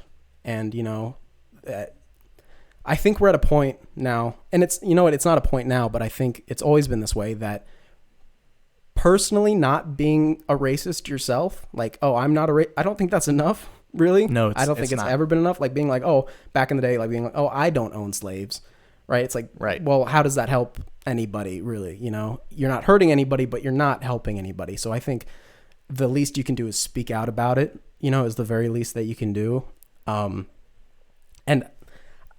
I appreciate this movie so much because of its just vision of the problems. Because when you think about the movie and you think about why they destroy Sal's, think about the business owners in the movie. You got an Italian family, you got a Korean family, right? Yeah. There's no black business owners. And the thing throughout the movie, there's kind of it's almost a gag, you know, where they yell across, like, yo, get a job. It's like, you know, everyone's like, hey, go get a job. It's like, but why don't these people have businesses? You know, why isn't on that their own street? On their own street. It's black people who live there, but they own none of the economy of the area, you know, which I think is representative of the ties that are still here even today in 2020 of the consequences of slavery. You know, people are like, oh, slavery happened a long time ago, get over it. Yeah. It's like, well, if people got rich off of slavery and they're still rich, you don't tell those people to give all their money away, you know, like that. So it's just something like the shackles, the metaphorical shackles are definitely still here. You can definitely still feel their effects, because how many generations ago were people still actually slaves, you know? Right. And think about, I mean, Spike Lee's fucking production company, 40 Acres and a Mule, is what was to be given to freed slaves, right? As sort of reparations, which when Abraham Lincoln was assassinated, I'm pretty sure Andrew Jackson just took back. He's like, I don't think so, you know? And it's just, I think that the best time to watch Do the Right Thing is right now. Absolutely. And I think that it'll help give you perspective, hopefully, and see that why people are so angry, because this movie's from 1989. And it's the exact same situation. It is the exact same situation. You have, and it wasn't just one cop, it was a squad of cops. Actually, in the movie, there is one cop who says like, hey, let him go. there is one stop, but that doesn't mean anything. He just says, hey, you Yeah. should let him go. He still dies, and it's just the best time to watch it is now. I really, everybody should watch it and expand your mind a little bit. You know? I don't know. I think that's all I have to say for right now. Yes. It's a very powerful, moving film. Yes, definitely. Yeah, I agree with everything you said. Okay, great. I disagree with everything you said. Oh, thanks. Yeah, do the right thing. It freaking rules. Yeah, it is a fantastic film. I ordered it already. I totally saw it immediately, had to get a copy. I will soon. Sure. Okay, wow. Let's move on to our next movie, the third one of 11. Yeah. Which is Malcolm X. Malcolm X. Released in 92. 1992. Yeah. Long. 3 hours. I think it's 3.5. 3.5 hours. Wow. Okay. Yeah. I didn't know that when I plugged it in. I did. Oh, I knew it was a real long I plugged one. it in and I was like, oh, how long is 3? And I was like, oh, okay. This is my whole evening. I thought I was going to watch 2. I was like, oh, I'm just going to watch 1. Mm-hmm. I'll say it. Too long? This movie's too long. A little too long. There's a scene close to the beginning where they're at a party dancing. Yeah. And I swear it's 30 minutes. And I'm just like, okay, I get it. It's not 30 minutes, but it is pretty We are long. dancing. Yeah. And it's it's fun. Mm-hmm. But I'm like, can we just cut this? Now, or not all of it, but, cut it down. I do think the movie really does pick up once Malcolm X starts his, preaching and public speaking. Yeah, I agree. The movie really, really picks up from that. But everything from before he went to prison and even when he was in prison, I felt dragged a little bit. Denzel Washington still giving a good performance the whole time. Yeah, he's great. He's great in this movie for sure. But it did drag a little at the beginning. But once he starts speaking, I don't know if some of those speeches were, original writings or if they were speeches that he had actually said and he was reciting them.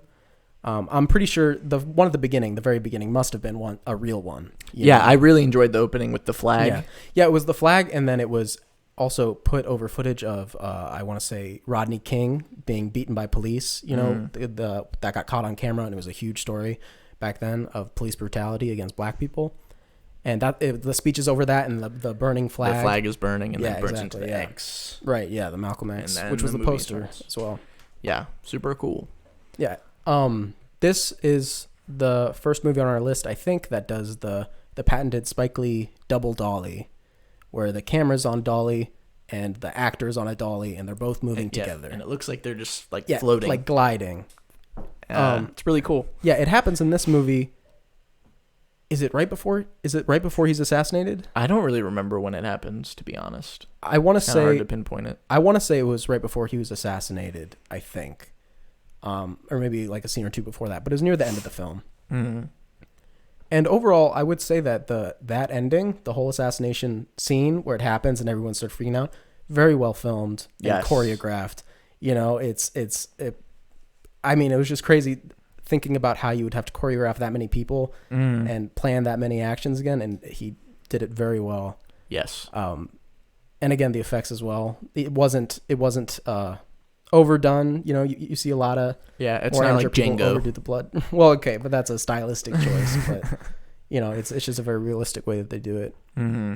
And honestly, I learned a lot about Malcolm X that I had not known about. Yes, very informative. There's a thing that I think I was taught about Malcolm X a little bit in school. You do a ton of, Dr. Martin Luther King Jr., and then Malcolm X is kind of like a footnote. Yeah. What did you remember, just from school about, Malcolm X? Because I have a very distinct memory, and I'm kind of upset with it. I don't really remember learning too much about him, but I remember they kind of pictured him as, he's, the radical Martin Luther King. How the picture was painted for me was that, Martin Luther King is the good one, and Malcolm X is the radical white hater. Yes.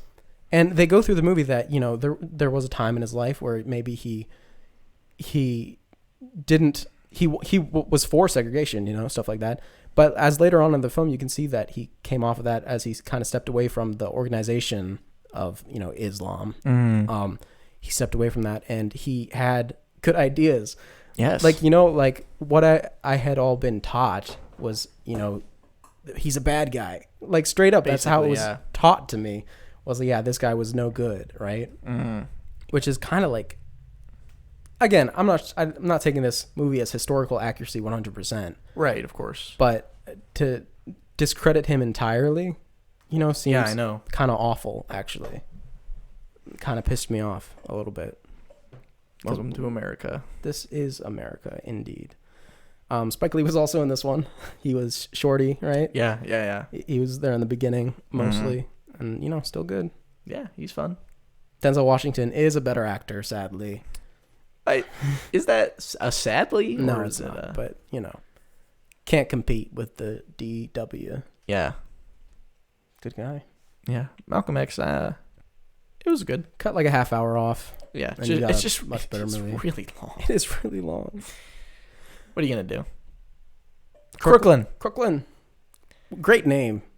Yeah, Crooklyn. I love Crooklyn. Yeah, good name.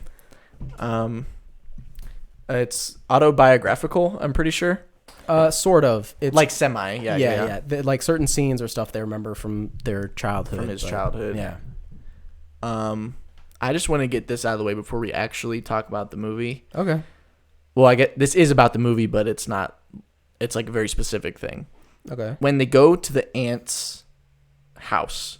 Oh, the squeezed frame. Is it squeezed? It is. Yes. Okay. That is a stylistic choice. I was like, is my thing messed up? See, I have a thing for that for Inside Man that I'll talk about, and I want to know if I you didn't saw know, but I was just making sure that it wasn't Well, you my know what's funny? stream messing up. You know what's funny? That happened to everybody going to the theaters too. They had to put up signs being like, "Guys, the film does squeeze. Stopping the projectionist and wanting your money back. That's just what the movie looks like." So it was a big deal then too. So maybe that's why I haven't seen it in any of the other movies, because people were like, "What the hell?" What did you think of it as like an artistic choice? It really bothered me. It bothered you a lot. Yes, it really bothered me. I think, I don't know how I would have done it differently. Mm-hmm. If I had to say, I would maybe only have shots of certain characters be squeezed, you know, instead of everything for that half an hour. Strange. Well, again, that's the point. It's this Right. strange world. It's like where all this money, all these clothes and everything. Like, what is this world that she doesn't like? You know, she prefers her old life. So I think that was the intent. It's just, you know, maybe. Yes, which is cool, but I just looking at it, I'm like, right, because their heads go like this, it's like, and I'm just like, I don't know what's going on. Stretched out. Yeah, or stretched in actually. But I did enjoy Crooklyn. Yes, I thought it was good. I thought Crooklyn. I guess I kind of feel this for quite a few Spike Lee movies. Not all of them, but a lot of them I feel like the first half or the first third are kind of like dragging a little bit, but it always picks up. You know, it never just keeps dragging. It always picks up. Because this one I felt like I really enjoyed the beginning, and then somewhere like right before the second act I was like, okay. And then once she actually gets there, it picks back up again, you know?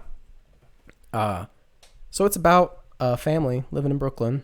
It's a mom, dad, and 5 kids. 4 boys and a girl, or 3 boys and a girl? I don't know. I'm not sure. It's tough. Yeah, There's it is tough. 4 or 5 kids. Yeah. And you know, they're not bad kid actors, you know. I thought they were pretty good. Yeah, because that's always a fear whenever I see kid actors. I'm like, am I gonna hate this entire movie? But yeah, Troy, the little girl, was great. Yeah, she was good. And it kind of starts with her just like life, and then she has to stay with her aunt and her affluent aunt and uncle for a little bit, and then she goes home and she finds that her mother's sick and then dies, and she kind of has to deal with that. Yeah. And it's kind of it actually, the one thing that I did really like about the beginning was that they kind of hid the fact that the little girl was the main character. You know, at the beginning of the movie, it's the family, right? And then by the time that obviously she has to stay behind, it's like, oh no, this is the perspective that we're seeing the movie through, which I thought was a very nice choice of kind of hiding that, so you get to know all the characters equally. You don't kind of show favoritism, you know, in that way. Yeah. That aunt though was annoying, dude. She was the worst, bro. But the part where the dog comes flying comes flying out of the bed. Yeah, a dog is smashed and killed. A dog is a chihuahua. Absolutely murdered in this movie. It was a chihuahua, right? Or was it like a Pomeranian? It was a small dog. Yeah. I think it was a Pomeranian because it was fluffy. They're like jumping on a couch and then they like get off it and she's like, I can't find my dog. It ran away. Queenie. And then like, well, you have to go to bed, pull the bed out of the couch. Yeah. And they're pulling the bed out of the couch. Out. And the dog just like pops out. like flies and at first, like I didn't realize that the dog was dead. At first I was like, oh, the dog is like whatever. And then I was like, wait, the dog's actually just dead. And then it hard cuts to like them burying the dog. I'm like, wow. And then they're just like, I hate that stupid dog anyway. I was like, wow, okay. Yeah, it's like, wow. That was just it's a moment. Good part. I really enjoyed the mom in this movie. Yes, her performance and everything. She's very good. The scene very early on where she's like, "Hey, clean this kitchen. I have to go to work. Clean this or whatever. Clean this kitchen, whatever." And then the kids don't, and they go to sleep. She storms in the house, busts open the door, flips on the light. Get your asses out of bed! Like spanks them all, get them up, giving them brooms and everything. It seems so. That must have been something that actually happened to them. Oh, it for felt sure. So real, you know. I was like, I definitely said it's like probably like midnight or something, and she's waking all the kids up to clean the kitchen like she told them to. Yep. Gotta do what you're told. I thought it was a very good scene. Yes, very much liked it. I thought this movie kind of felt like Everybody Hates Chris. Did you get that? I kind of feel that. I was watching. I was like, yo, this is just like Everybody Hates Chris. I love Everybody Hates Chris. Great. Yes. That's a fantastic show. Or I guess Everybody Hates Chris feels like Crooklyn. That is true. I think 1994. Who knows? Yeah, probably. I don't know, to be honest. I don't really know when Everybody Hates Chris came out. No, it had Ferb in it, or Phineas. I mean, so it must have been after, right? I don't know. Like the voice actor was probably in it, yeah. So. Yeah. Crooklyn. That's pretty good. Yeah, the scene at the end where the mom has passed and she's talking directly. She's like sitting on the stairs and she's talking directly to Troy. And I think it might have been a letter that she wrote to Troy or whatever. And he made the decision to have the character like kind of be brought to life and sit on the step, talk directly to the camera. Be like, oh yeah, Troy. that's in a few of his. Yeah, I noticed that was kind of something that he did in Defy Bloods even. Yes. You know, and I thought that was a really good idea, talking directly to the camera. Yeah. I like it. I see, I don't know if it's true, but I felt like I see that in like Barry Jenkins. Maybe he was influenced a bit by that. You see that kind of talking straight to the camera in like Beale Street and Moonlight and stuff like that. I feel like it's a very effective technique that is maybe a little bit underutilized, you know, but I really enjoyed it in this one, definitely. And by the end, you know, a thing that I think some people might see as a bad thing about this movie is that it's not very final at all. Like the final thing that happens is really like they go to the funeral, you know? Yeah. But I think that's the point a little bit because it's kind of her maturing. So I don't want to say it's like the end of her childhood, but it's kind of presented as like the beginning of after her childhood. Yeah. Well, like the very, very end, she's just like, she's sitting with her dad, right? And then she's just like, it's good that she died so she didn't have to suffer. And he's like, right. That's a nice way of putting it. And then it just ends. Yeah. I think it's more set as not an ending, but a beginning, the beginning of the rest of her life. Yeah. Yeah. But, some people might see that as not final enough for them. Sure, yeah. I disagree. Up next. Documentary time. Documentary. 4 Little Girls from 1997. Yes. I did not know about this. I did know a little bit about this. It was part of some of the studies that I've done. But, I mean, how much do you even want to talk about the actual... Well, you can just say what happens. Sure. Like what the documentary is about. There was a bombing that killed 4 little girls, in a church. Yeah, a race-motivated bombing. I don't even remember the guy's name. Members of the KKK bombed a church and murdered 4 little girls, and that is what the documentary is about. Right. And obviously, it is a very emotional subject matter, especially because you're interviewing people that knew them, Oh, yeah. Technically speaking, it does a thing that I always look for in documentaries. I believe this It was nominated for documentary, perhaps? It was, yes, at the Oscars. Yeah. Oh, by the way, just speaking of like Oscars, how Do the Right Thing didn't get a Best Picture nomination even is an absolute crime. It should have taken it.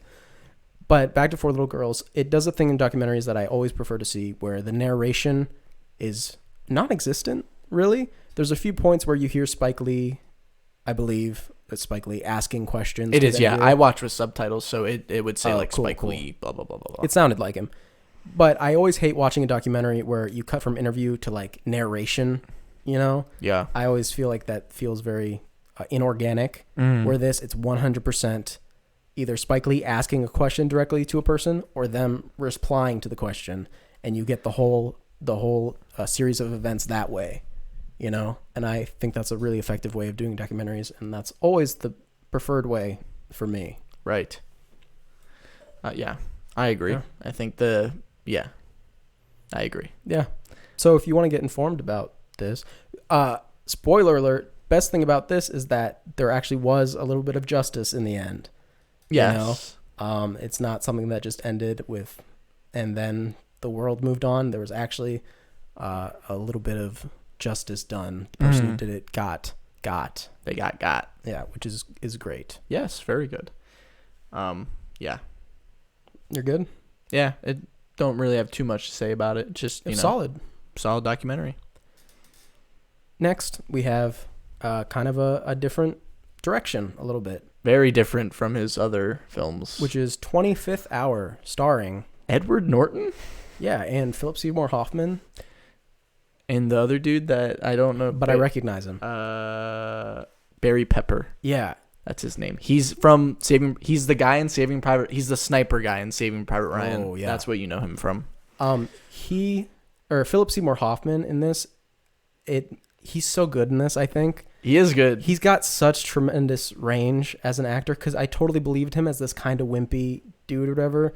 And then I think of him in The Master, and I'm like, I totally believe him as this charismatic cult leader, you know? Yeah. And it's crazy the range that dude had. He is greatly missed. He is. But the 25th Hour, I don't know if you caught this.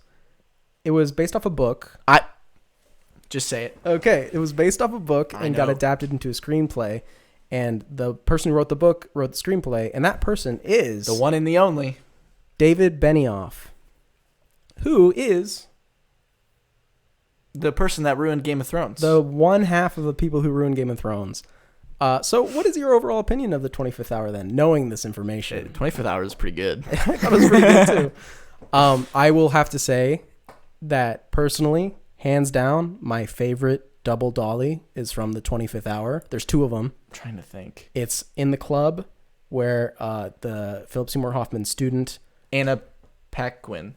Yeah, they kiss in the bathroom or whatever. And then she walks out. Well, no, first it's she walks up to him, and it's the double dolly of her, and then she goes to the bathroom, and then he follows her, they make out, and then he leaves, and it's the double dolly again of him walking away that from one it. was great. Yeah. Yes. Yeah, Specifically the Philip Seymour Hoffman one, but I thought they were both very good. Definitely my favorite of his double dollies, you know? Yeah. Yeah. But the plot. I have one thing that really bothers me Okay. with this one, just about the main thing. The movie's about a man, Edward Norton, who is going to prison, or going to be going to prison. And yes. This is like his last day to live it up before he goes to prison for a long time. Right. And it kind of bothers me because he's like, listen, I understand going to prison, not good. Yeah, not great. But it's only 7 years, and they seem to make it out, at least I think, in the movie, to be like this like 45-year sentence that with no parole. And I'm just like, it's like 7 years. That's long. Yeah. But I was just like, maybe we could just make it a little longer. It's better than the 14 counts of 8 to 10 years that Malcolm X got. Right, exactly. But they served concurrently, so it's okay. Especially with the ending. Yeah, the ending kind of ending conversation. Like, yeah. Yeah, it did seem a little weird. Because like you said, 7 years, not like if you were going to prison tomorrow for 7 years, are you going to prison for 7 years, or are you running away and trying to get a new identity in some Western town? Right. Yeah. I'm going to prison if you're asking me actually. Exactly. That's what I'm saying. Because then when I'm done, I can enter society again. But I don't know. I think that the movie, again, it is weird because it is a departure from his other stuff, because it really doesn't go into the like, does it really ever talk about like racials? It does a little bit, actually. Remember, he has the monologue, or the diatribe, I guess I should say. That monologue into the mirror. Yeah, the fuck you monologue is what it's called on YouTube, I think. Yeah. He's like talking to a mirror, and I've seen people criticize it, but I disagree. I actually quite liked it. Yeah, I was like, this is because great. It's a criticism of everything around him in his city, right? He's like, oh, fuck the Korean grocers and the cops, the deadbeat cops and everything like that. But really, it's him and everything he hates about himself just projecting outward onto other people, right? And that's at the end, if he literally says, but most of all, fuck you, and he points to himself, right? Yeah. So that's kind of obvious. But then at the end of the movie, when he's going to prison, you know, he looks at all those things that he criticized earlier in the film with kind of nostalgia almost at that point. You know, he looks back and people are like smiling and stuff like that, and he sees it in more positive light, and he's saying goodbye to the city at the time. Yeah. Rosario Dawson's in it. Ahsoka Tano herself. She's fine. Yeah, she's good. She doesn't get a lot to do, really. I don't think I've ever seen her like this young. Did you see Rent? No. Okay. But yeah, she's doesn't get as much to do as I would have liked, but again, she wasn't really much of a star at that time, I guess. There's a scene that I really liked between Philip Seymour Hoffman's character and Barry Pepper's character, where they're sitting in front of a window, and in the background is where the Twin Towers used to be. This movie takes place right after 9/11, which is interesting for a reason that I'll get into. Yes. That doesn't really matter in the scene, but they're just having an argument, but it's probably like a 10-minute conversation / argument, and it never cuts one time. Yeah. And I just think the actors did a really good job like memorizing all that dialogue, and I thought that scene was like really, really good. Yeah. Not that it was a ton of dialogue. I mean, I thought it was. It was like long. Have you ever seen a play? Shut up. I'm just saying. Yeah. I really liked actually all their scenes that those two characters had together. I liked when he was doing like you're in the 62nd percentile of bachelors. You know, I thought that scene was kind of 99. It's like, what makes you in the 99? You know. Yeah. Is this movie trying to be about 9/11 and like pre and post 9/11? Because straight up, the book that it's based off was written before 9/11, so it didn't have any allusions to it, obviously. Right. But this movie kind of, at certain, like, that conversation happens literally right next to the rubble, you know? I don't know if it's trying to say, because I kind of got that feeling that it was trying to, but it never, like, really made a solid connection. But I felt like the movie wanted to. You know, the idea of what life was like before 9/11 and what life has to be like now, you know, like it kind of got that vibe at certain points. But again, it felt kind of lopsided to me if that was true at all. Maybe I'm totally off base, but you know, any thoughts? No, I didn't. I don't think I really felt that it was like a 9/11 movie. See, I didn't feel that until that conversation happened, and then I was looking for it. And I got like I'm like, is that supposed to be? And I guess it never came to fruition for me. Maybe that's just on me. I don't know. Maybe. But we have kind of three different storylines going on. You know, Philip Seymour Hoffman's, Ed Norton's, and then Barry Pepper's, sort of, you know. Ed Norton's obviously the main one. And his is the only one that gets resolved, really. You know, the other two just kind of get left where they are. You could make sequel movies with the other two characters, so can't wait for the 26th hour. But I think that it wasn't I think it was a good decision. I think it just kind of helped flesh out the worlds that, like, sorry that you're going to prison, but they still have their own lives. You know, it's like Ed's not going to see the end to these ordeals because he's going to be in prison, you know? Yeah. And yeah, it was just good. Edward Norton reminds me a lot of David Spade. The way he sounds. Yeah. He sounds like David Spade, and sometimes that just makes me laugh because I think if it was David Spade instead. Yeah. I felt this. I don't know if it's because I haven't really seen like a whole bunch of Edward Norton movies, but it kind of, and this movie is like kind of like only a few years after Fight Club, but I just couldn't help but feel that he's playing the same character that he was in Fight Club. Well, not the same character. Well, yeah. Now that would be a twist. Yo, hello. But I just kind of felt the same. Huh? Who's going to prison? I don't know. Brad Pitt is going to prison, actually. Spoilers. Yeah. But then, you know, especially at the end when he's like, I want you to beat me up, which is like literally like a mirror of one of the scenes in Fight Club where he's like, punch me. Would you have casted someone different? I don't know. That's a tough question. I think I kind of liked Ed Norton in this. I think he's good. I just think it's like... I think I liked him because I can kind of root for him in like an underdog sort of way. You know, even though he hits on a 17-year-old. Oh, no, she was 18. Even though he hits on an 18-year-old when he's like 30 or whatever. Yeah. He was like, I'm old enough to have to ask. Yeah. But yeah, 25th Hour. All Spike Lee's of these that we've watched are above average. Yeah, we've seen like half of them. Yeah. Half of all of his movies. Yeah. And most of like his most important ones.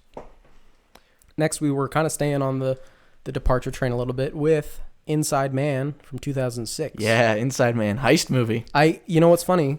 I had seen this movie and I just didn't remember. Oh, really? But I had seen this No, movie. I've never seen this. I must have seen it when it like came out or something. Yeah. But once I got to certain parts, I was like, I remember this. Yeah. So it's kind of interesting. What's the guy's name? Clive Owen. I really liked his casting in this. Yeah, he's good. Because he comes off as believably threatening. I think he can be that calm demeanor, but it's like, oh, I could believe that this person would kill someone. You know? Yeah. I believe that definitely. Willem Dafoe shows up. He's in this. He is small part. Yeah. Very small part, but still, you gotta like Denzel again, right, in the main part. This one has the dolly of Denzel. Well, let's say what the plot is first. Yes. Yeah. There is a bank, and it is getting robbed. And that's the plot. And then a detective Detective Denzel is trying to save the hostages and defuse the situation and arrest the bad guy. Yep. So, yeah, the dolly zoom in this one is after the robbers had just murdered a hostage. It's him coming to the door. Right, murdered in quotes. Comes to the door and in like a rage, you know. And so he's zooming down this road. You know, he's gliding, but he's gliding like really quickly. Oh, yeah. Yeah, and he goes straight to the door and he's like, fuck you, man. Whatever, you know. Before I saw the 25th Hour, that was my favorite one. Because just the speed he was going at, you know. Yeah. The part of this movie that I didn't like was Jodie Foster. You don't like her in this? I just didn't think that her plot... It's one of these things that I feel like I say a lot, but it had too much screen time and too little screen time. But I think it mostly had too much screen time. Because the whole time you're kind of like, okay, what is she? And we never really find out, you know? She's a person that can get things done. Yeah, that's like it. And so I feel like if we had... I knew that after the first scene with her, so we didn't need like 9. You know, we could have just had like 3, right?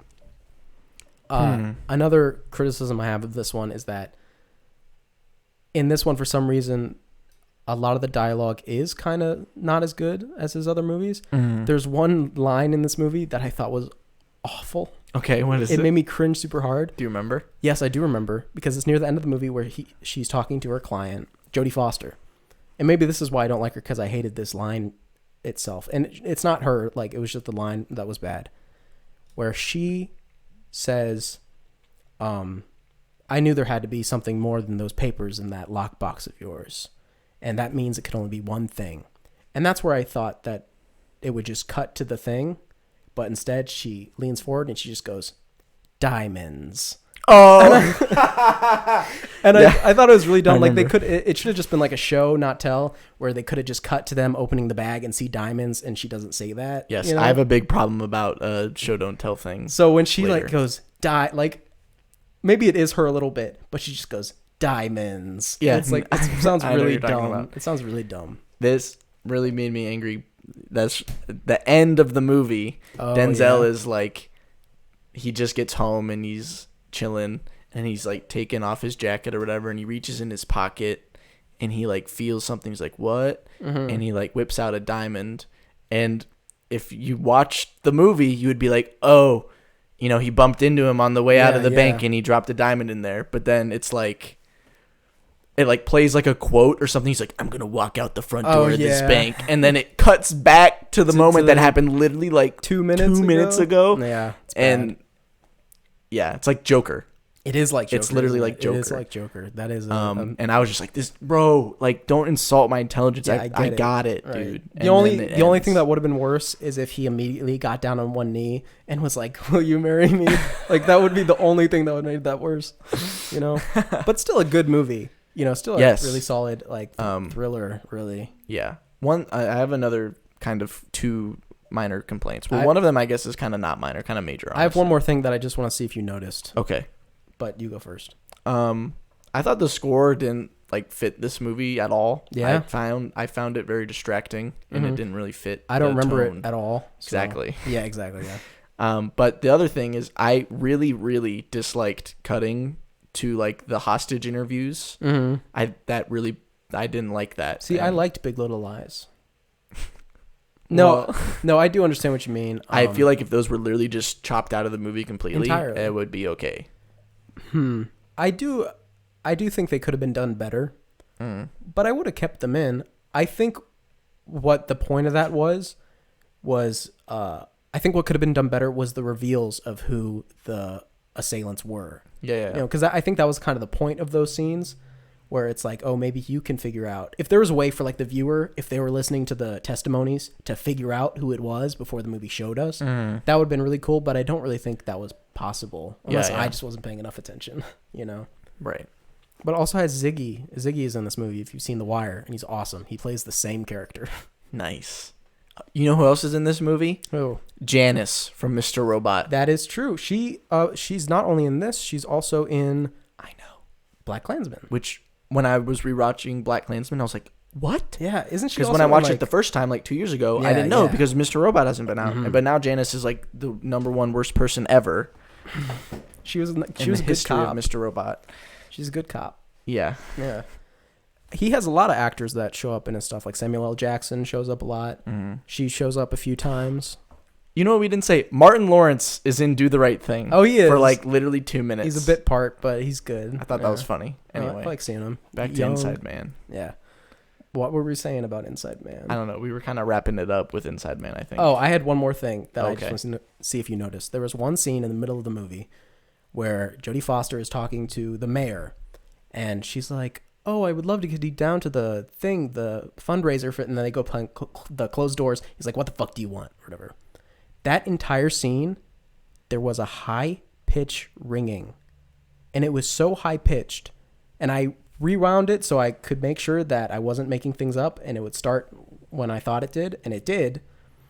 And it was so high pitched that I think it was something that, you know, as you get older, you just start losing the I high did not registers of hear sound. this. So I wonder now. You're making me wonder. It's like, can you just not hear that high? So people, go watch Inside Man, Bro.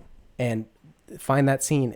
Please tell me if you hear ringing, because I swear, because I was like, if people are editing this, they're gonna be like, you know, adults are probably mostly in their 30s. They're not gonna be able to hear this high. Like, it could have been that it's totally there. I need to get someone younger to listen to it and be like, "Do you hear ringing?"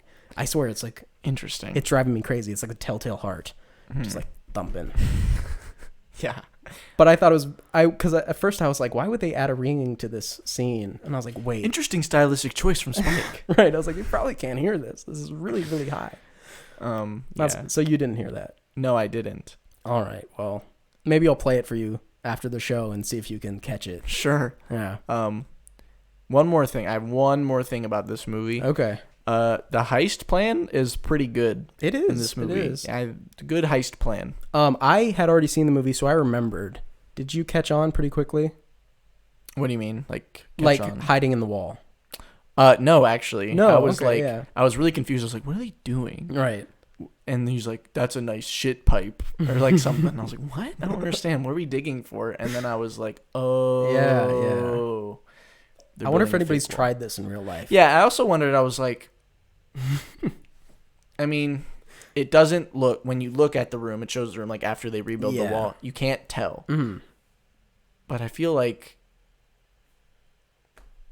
one of the police officers, I feel like when they like sweep through a bank after or whatever, I feel like they look pretty hard. I feel like you might have been able to figure it out. Maybe. But I don't know. They had all the boxes and stuff stacked on front of it too. It was very convincing. Yeah. I would not have noticed, but I don't know. I mean, if you, I didn't remember at the beginning, but his opening monologue is literally like, there's a difference between a cell that you're trapped in and a small room you put yourself in or something like that. It's like, oh, he's hiding in the wall the whole time. And that's from the inside the wall when he says that, I believe. Yeah. It's very cool. Very cool. Yeah. How long was he in there? That was also a question I had because, listen, the bank 10 days? Gets like pretty messed up. I think it was 10 days. Oh, yeah? Yeah. And he's in there. Because I remember they're in the car and Ziggy's like, he's probably going to fucking stink. He's like, well, if you've been trapped in a wall in 10 days, you'd stink too. So be quiet. Okay. Yeah. So I think it was 10 days. Also, you said last thing, but they're saying also. I know, but now I'm thinking about things. Yeah. Would somebody find the wall ever? Like later? You mean certainly. Certainly. So then what would they do with that? Did he have gloves on the whole time he was in there so he leaves no fingerprints? Probably. Well, no, these are the questions. Well, again, he probably just flew the coop and he's out in an island somewhere. Right, true. Unfindable. Yeah. So, there's that. Remember, he said he'd be in a hot tub with 2 ladies. Yeah. And that's just me thinking. Yeah, sure. But anyway. Yeah, I liked it. Inside Man, good. Next, we have a very interesting one it's very interesting, which is Chirac from 2015. Chirac. 9-year jump going here. Yeah. Chirac. So Chirac is an opera. Is that what it is? I don't know. It's like it felt like slam poetry. Well, right. An opera is like a musical, but it's all singing. So if you say that rapping is a type of like singing, then yeah, it's an opera, I guess. Oh, okay. Because they're always the crux of this movie, which did you know when you no when again, I was like, what are they doing? I didn't know it either. So when I started the movie, it starts at like a rap concert, so it's whatever. That's he's rapping. That's fine. And then he goes to his apartment and he's still doing the rhyming, and I was like, wow, Nick Cannon's character is really obnoxious. I was like, this dude's kind of a jerk. And then the girl started doing it too. And I was like, oh, well, I guess it's nice that they both agree to be obnoxious together. And then it kept happening. And I was like, oh, this is the movie. Yeah. I hate to say this. Probably my least favorite of the 10 that we watched. I agree. And that is because this movie is about Chirac, if you don't know, is like a nickname that was given to Chicago because of the number of murders that happened in the city. A lot. It exceeded deaths in Iraq of American soldiers, right? Yeah, which is like crazy. So Chirac is like a little nickname. And it's also the name of this rapper, Nick Cannon. And there's this gang war going on between the Spartans and the Trojans and all the women in the neighborhood. Yeah, it's based off of like a really old Greek myth. Yes. Or Greek. I thought it was like an old Greek. Probably Greek play, yeah. Something really old. Yeah, Lysistrata. That's the name of the main character, and I think the name of the thing. Anyway, all these women are like, okay, to stop these gang wars, no more sex. No more pussy for anybody. Mm-hmm. And I really like that idea of that story, adapting that. I think that's really interesting. Yeah. The problem with this movie, and think about Do the Right Thing, because Do the Right Thing, I mean, it's different, but it's similar because Do the Right Thing is pretty funny, at the beginning. This movie starts with the drama. Mm-hmm. The drama and really serious, angry, monologues are all front-loaded. Yeah. I didn't realize this movie was a comedy for like 40 minutes. Because the movie starts with a shooting at a rap concert.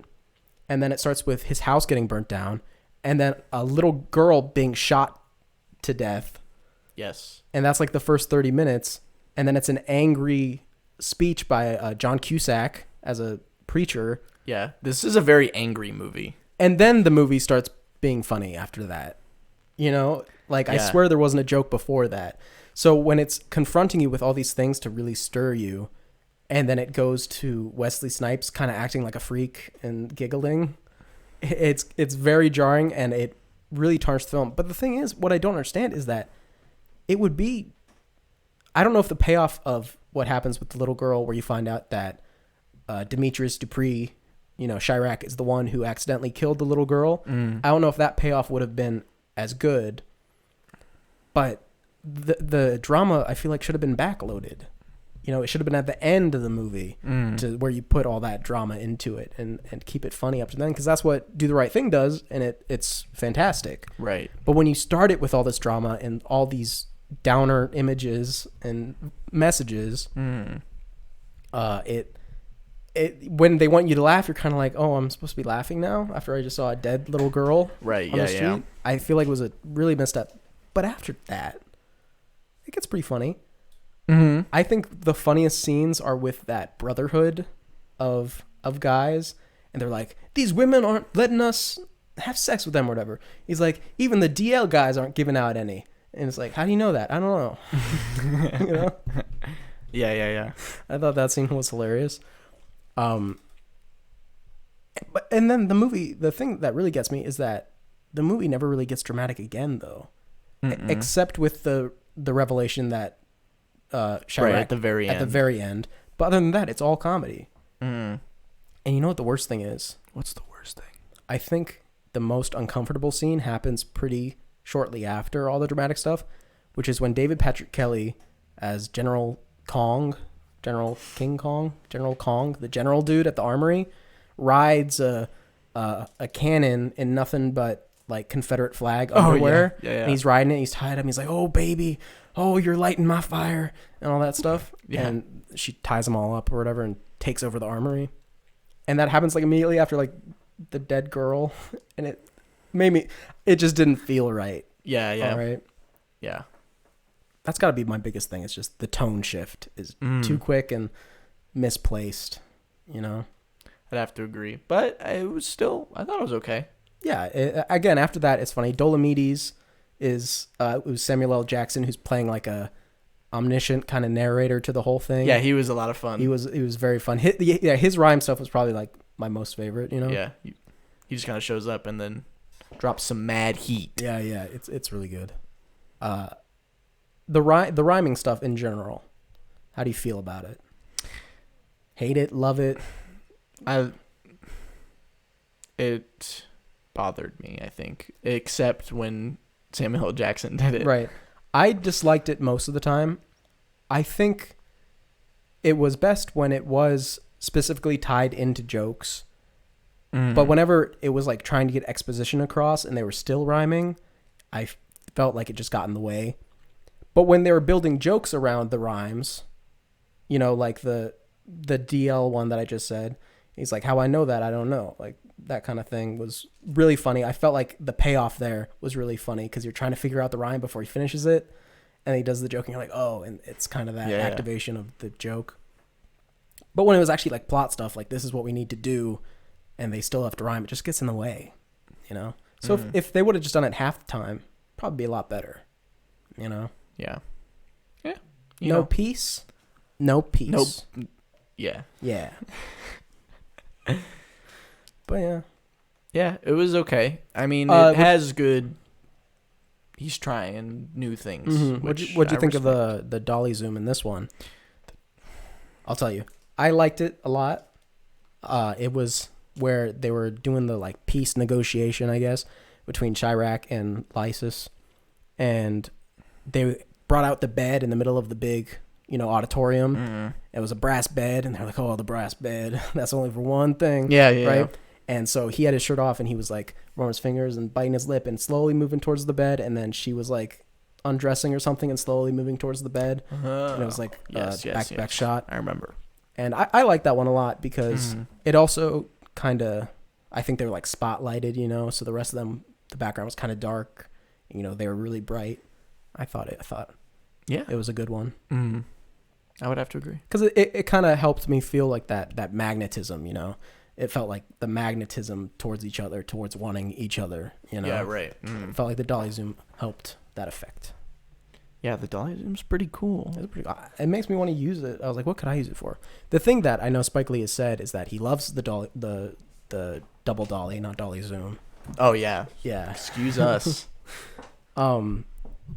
He loves it, but he's not the kind of person who's like, oh, I have to do it in every movie. You know, I'm glad that he has that restraint, because if he just did it in every movie, it'd be kind of tired. It'd be kind of like, you know, he's trying too hard. So he only does it when it's appropriate, and I respect that a lot. Which just so happens to be a lot of the time. A lot of the time, you know. It was probably in like 7 of these, you know. Yeah, and one's a documentary, so that doesn't count. Right, that doesn't count. If he did it in a documentary, that'd be wild. That would be crazy. He does just like an interview, and they're just like floating. I know he does it in the credits of his actual masterpiece. Because Do the Right Thing, I mean, it's fine, you know, but his real magnum opus is NBA 2K16 Story Mode. Now that is a Spike Lee joint. Did you not know about this? NBA 2K6, I think it was 16, had a story mode that Spike Lee like directed. Oh. And you played as Frequency Vibrations, and you were like a star basketball player. I did not know this. And honestly, it was pretty entertaining. But he does the same thing where dead characters sit somewhere and talk directly to the camera. He does that again. At the end, he does a double dolly where he's talking about the game and saying like, thanks for playing, and like, this is like the crew and everything. It's just a double dolly on like a basketball court going from like one hoop to the other. Oh, I thought it was pretty cool. Yeah. Just thought I'd point that out. Interesting. I did not know. So NBA 2K16, check it out. Wow. I mean, it's not great, but you know, it's a basketball game, so. Yeah. Next, we're getting into the very recent, still in people's minds. Black Klansman, 2018, just a few years ago. Black Klansman. Right. Yes. Excuse me. 2018, 2 years ago. This is the only movie that we've both seen twice. Yes. This is that's every true. single other one. Well, and Inside Man technically. First time. Well, yeah. What'd you think on the rewatch? Well, Black Klansman is about, based on a true story, about a black police officer kind of infiltrating. Well, it's based on some for real shit. Yeah, it is based on some faux real shit. A black police officer infiltrating the KKK. Well, how's that happen? Well, watch the movie. I really actually liked it a lot more the second time. Before I watched it again, before I watched Do the Right Thing, it was my favorite Spike Lee movie. Oh. Just technically, I think it's really solid. It's really polished, you know? And on the rewatch, I think I appreciated John David Washington, Denzel's son. Yeah, it's John David Washington. Mm-hmm. I think I always forget he's Denzel's son. Yeah, I think I appreciated his performance a lot more. Yeah, he's really good in this movie. And I do have issues with this movie, but maybe you should say your thoughts before I get into my issues with the movie. The first time I saw it, I didn't not like it, but I was just like, yeah, it's okay. Yeah. But the second time, I don't know who I've been for the past like 2 years of watching. Well, lately, I feel like I've blossomed much more in like my angle that I look at films. Sure. But I don't really know what I was on the first time I saw this movie. This movie's pretty good. Okay. And when I was watching, I was like, I don't remember what I didn't really like about it the first time. But yeah, I really enjoyed it. Adam Driver and John David Washington freaking rock in this movie. Mm-hmm. Janice is in this movie too. Again, she says the N-word a lot. Yes. Like an uncomfortable amount. Yes. Well, I mean, once is uncomfortable, but you know what I mean. Yeah. This whole movie is very uncomfortable. Yeah. It's obviously technically very well done. Especially like the costumes and the hairstyling I very much enjoy. Right. And obviously the sequence at the end of the movie Right. The is real footage very that got powerful. to the end. Yes, it is. I remember that very specifically in the theater. The movie was like over, and then that happens, and everyone is just like absolutely dead silent. Yeah. I mean, Some people have called that exploitative. no. You don't think so? I I think people call it exploitative because it is very raw. Mm-hmm. You know, it's so real that people are like, this must be exploitative because it makes me Yeah. feel too much. You know, but I don't think making you feel a lot is necessarily equated with exploitative. Right. You know. But it was a year out. It was like a 1 year anniversary, I think. Yeah, it was also big when it came out. Yeah, because it was like super recent. Yeah, it was very, very recent. Yeah. The one thing that I guess I'll get into that I thought was weird. I thought it was weird for Spike Lee was that the last, like, I don't know, 20 minutes after like the main plot is like over, feels a little too good to be true, you know? Feels a little like After they get blown up. yes. Okay. So like when they arrest the racist cop and everything. Oh yeah, yeah. It feels a little too good to be true. It feels a little too neat, you know? It feels a little too like Once Upon a Time in Hollywood, Sharon Tate doesn't get murdered, you know? Kind of left a weird taste in my mouth, especially because in his earlier films, there is like a anti-cop sentiment. And in this movie, he's trying to like back that off as much as possible. By the end, he's like, no, there are a lot of good cops and everything. Which just seems weird to me. And you know what's funny? I read something from Boots Riley, who did Sorry to Bother You. Yeah. Where he kind of came to the same conclusion, where it's when people say something like ACAB or 1312, you know, it's not necessarily saying that every cop, at least this is the way I interpret it, every cop personally is a bastard, but it's like you can't be part of that like institution and not be a bastard, you know? Like if you're in an army for like a fascist country, you can be a good person and you can be doing good things, but you're still working for fascism. Like, you know, it's like, I think that's kind of the sentiment that at least I interpreted it as. So to see him back off of that so much, and especially because I know that he has been like hired to like help relations between minorities and like police force, like doing advertisements and stuff like that to kind of bridge that gap that was there. It just felt a little off. It felt, I don't know, insincere in a way. Maybe not himself, but just like the message is like, this message it doesn't ring true to me, you know? Cause like the phrase that, I mean, fucking everybody's spitting it out right now. It's like, oh, a few bad apples, right? But it's like a few bad apples spoil the bunch. So it's like, I don't know what, it just seems weird that it was so pro cop, especially because when the girlfriend in this movie is very, she's like, calls them pigs and whatever. And I'm watching the movie, you know, like she's speaking a lot of sense to me, you know, especially because even in this movie, he as a cop gets beaten by 2 police officers, you know, while trying to stop an assassination, you know. I don't know. I just felt like the pro cop message felt a little fantasy and didn't ring true for me. I understand where you're coming from. Yeah. I don't have much more. Yeah. Do you agree with that, or? Yeah. No. Yeah. You for you sure. at least feel it, you know? Yeah. Absolutely. Yeah. Well, if that's all we have to say about Black Klansman, which again is really good, how would you rank it out of these ones? Like second best, third best? I mean, top 5 at least. Third. Okay. It's not that important, but I was just wondering where you were at. Third, maybe fourth. Third and fourth can like flip for me. Well, that leaves us with just one then. There's one movie left. It's his newest movie. It's so new that it's a day old. It's a day old. What time did it come out yesterday? Probably at midnight, I'd assume. Midnight? It Okay, came out at sure. midnight. There's a lot of memes already about the name of this movie. Oh, yeah? I saw in the reviews. I saw one review. It was like, "Da 5 stars." And I was like, yeah, okay. That's funny. Yeah. Da 5 Bloods. Yeah.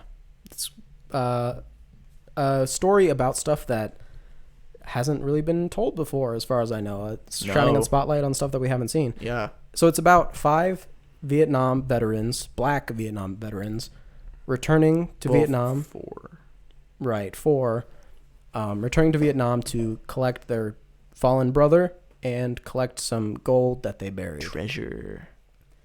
And I remember when I heard about this movie, I remembered something that happened. It wasn't a big deal. I think it was like a Twitter fight or something. Yeah. But Clint Eastwood made those 2 movies, Flags of Our Fathers and Letters to Iwo Jima.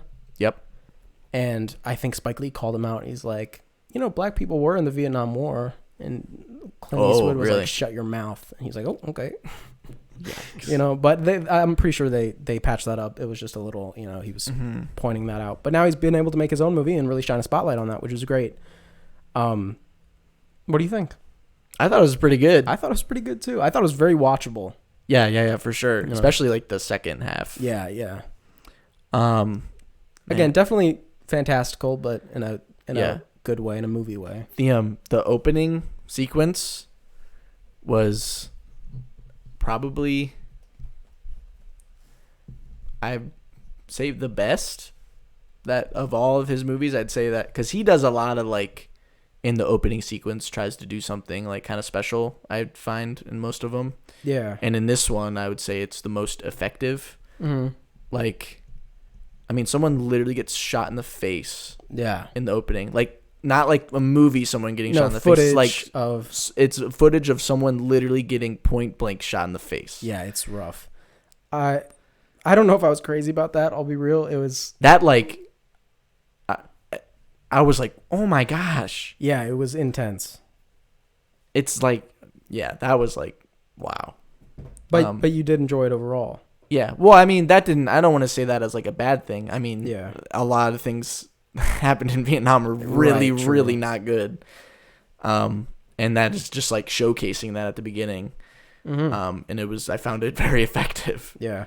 Something they touch upon in the movie a little bit, they really only reference it, but I'm pretty familiar with it, is the Agent Orange.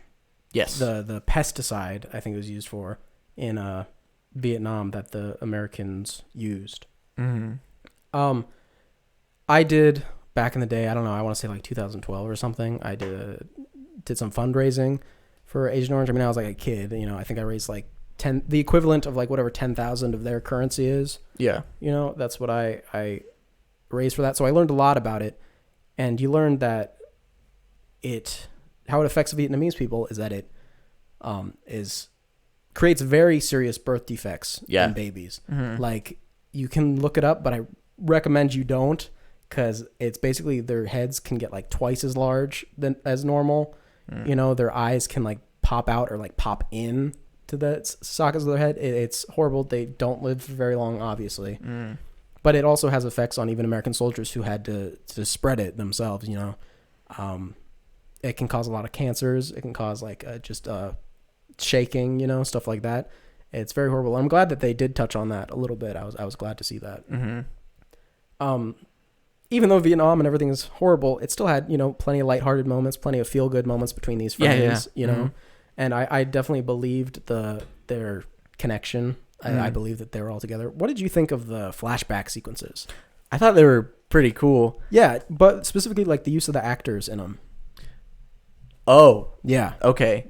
I actually liked it. Yeah. Because I feel like when you remember something, you don't remember, like if I recalled something from when I was like 10 right now, I wouldn't remember it as me being like real little. Mm-hmm. I would like remember it as me. Yeah.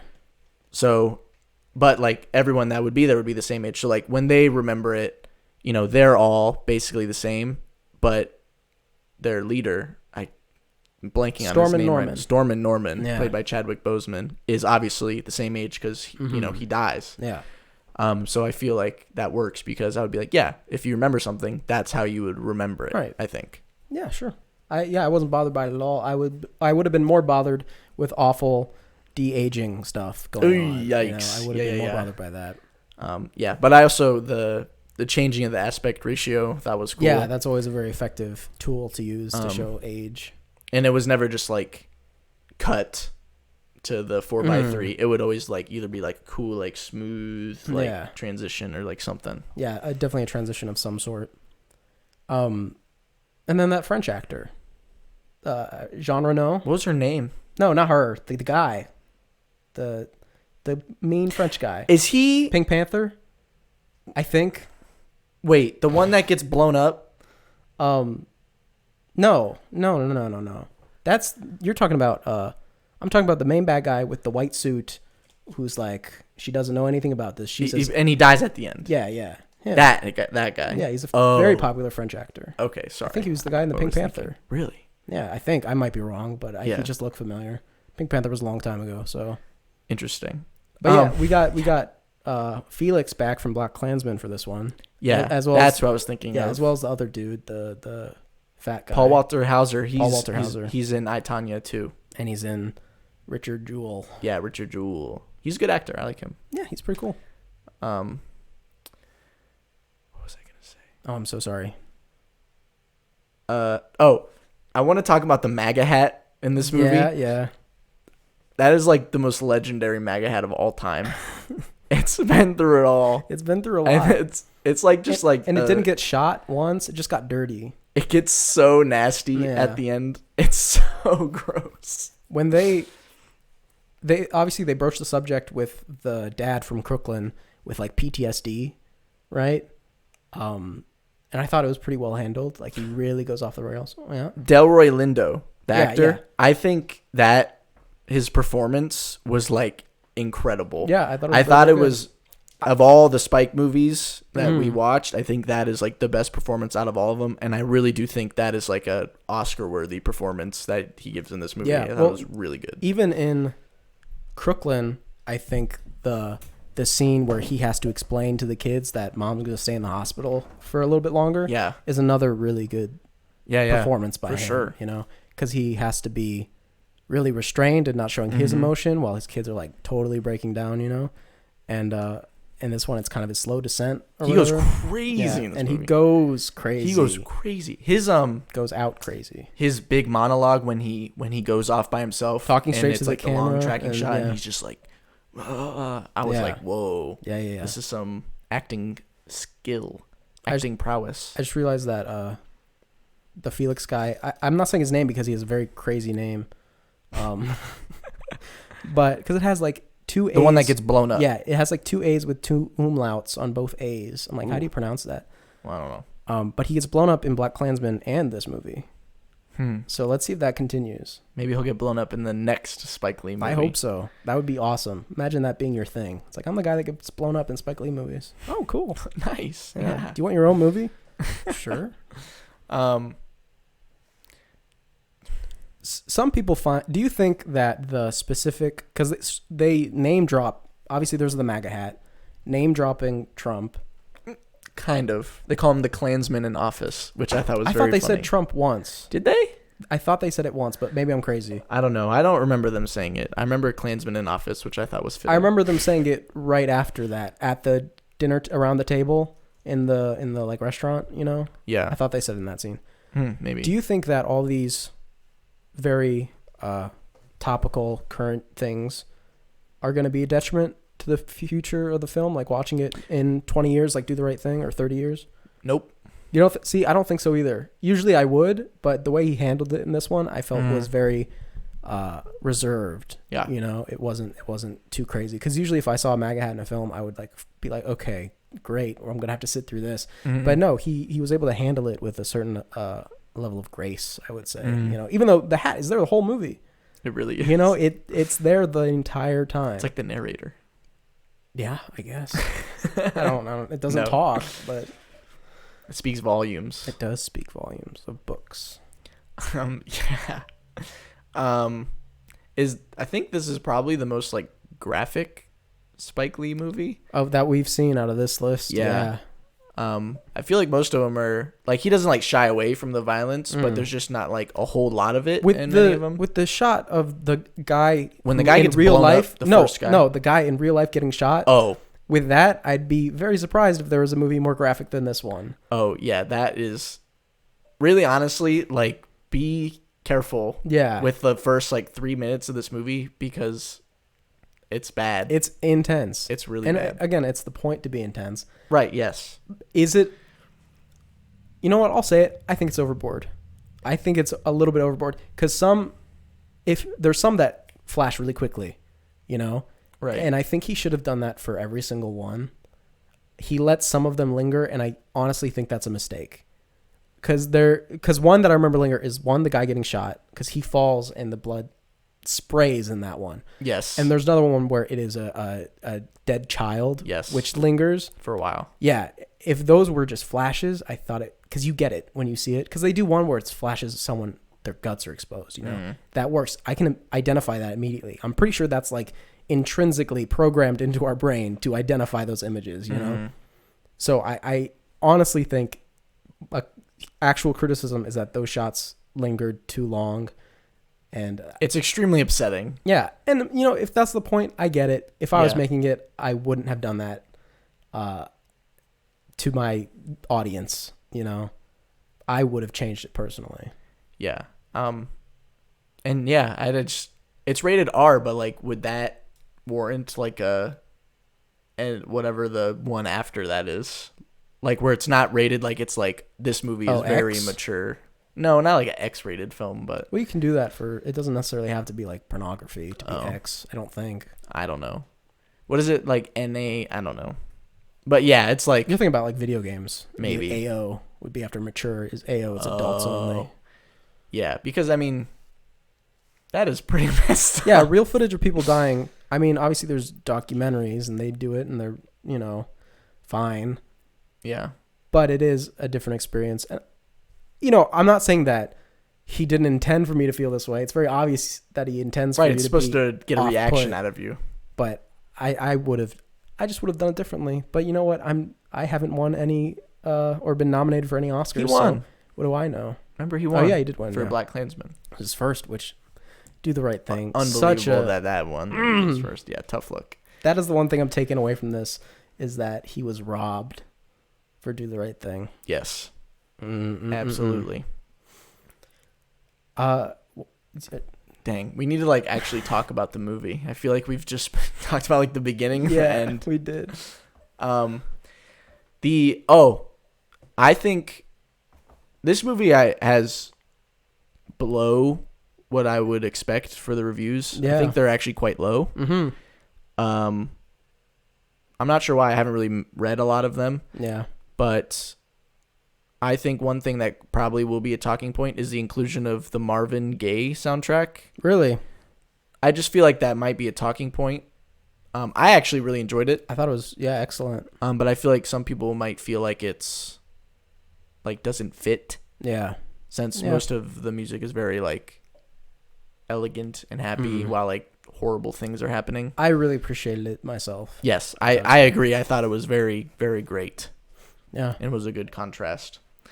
But I just feel like that could be a talking point. Well, guys, guess what? This movie's brand new. I recommend that you watch it.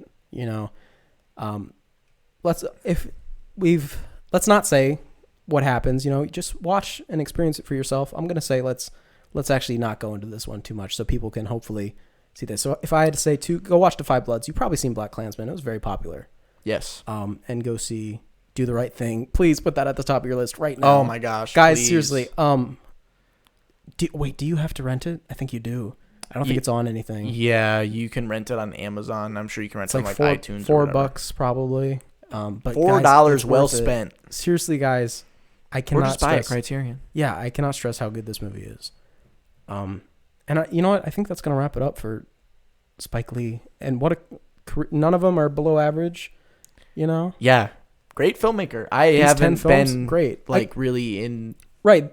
I haven't really seen many of his films. This was a very interesting thing. It's kind of one of the reasons why I really love doing this show, is because being able to experience these, kind of being forced, obligated to sit down and watch 10 of this 10, I think, I don't know, of this guy's films and see his work and see him evolve.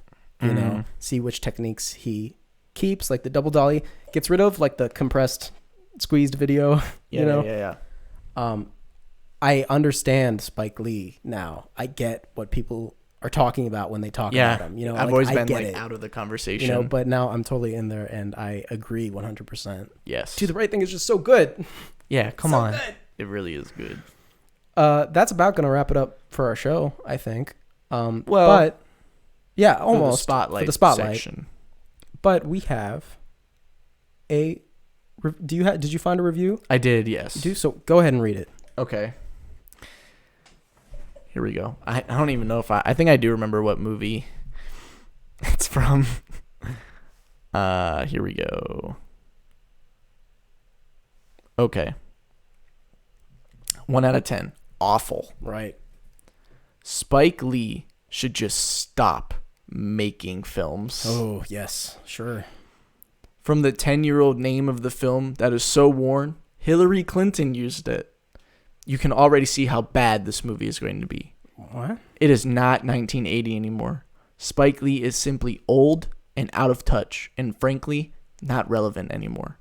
He brings no edge to this movie. He isn't in touch with the culture that he is trying to represent, and frankly, is trying desperately hard to connect with that audience.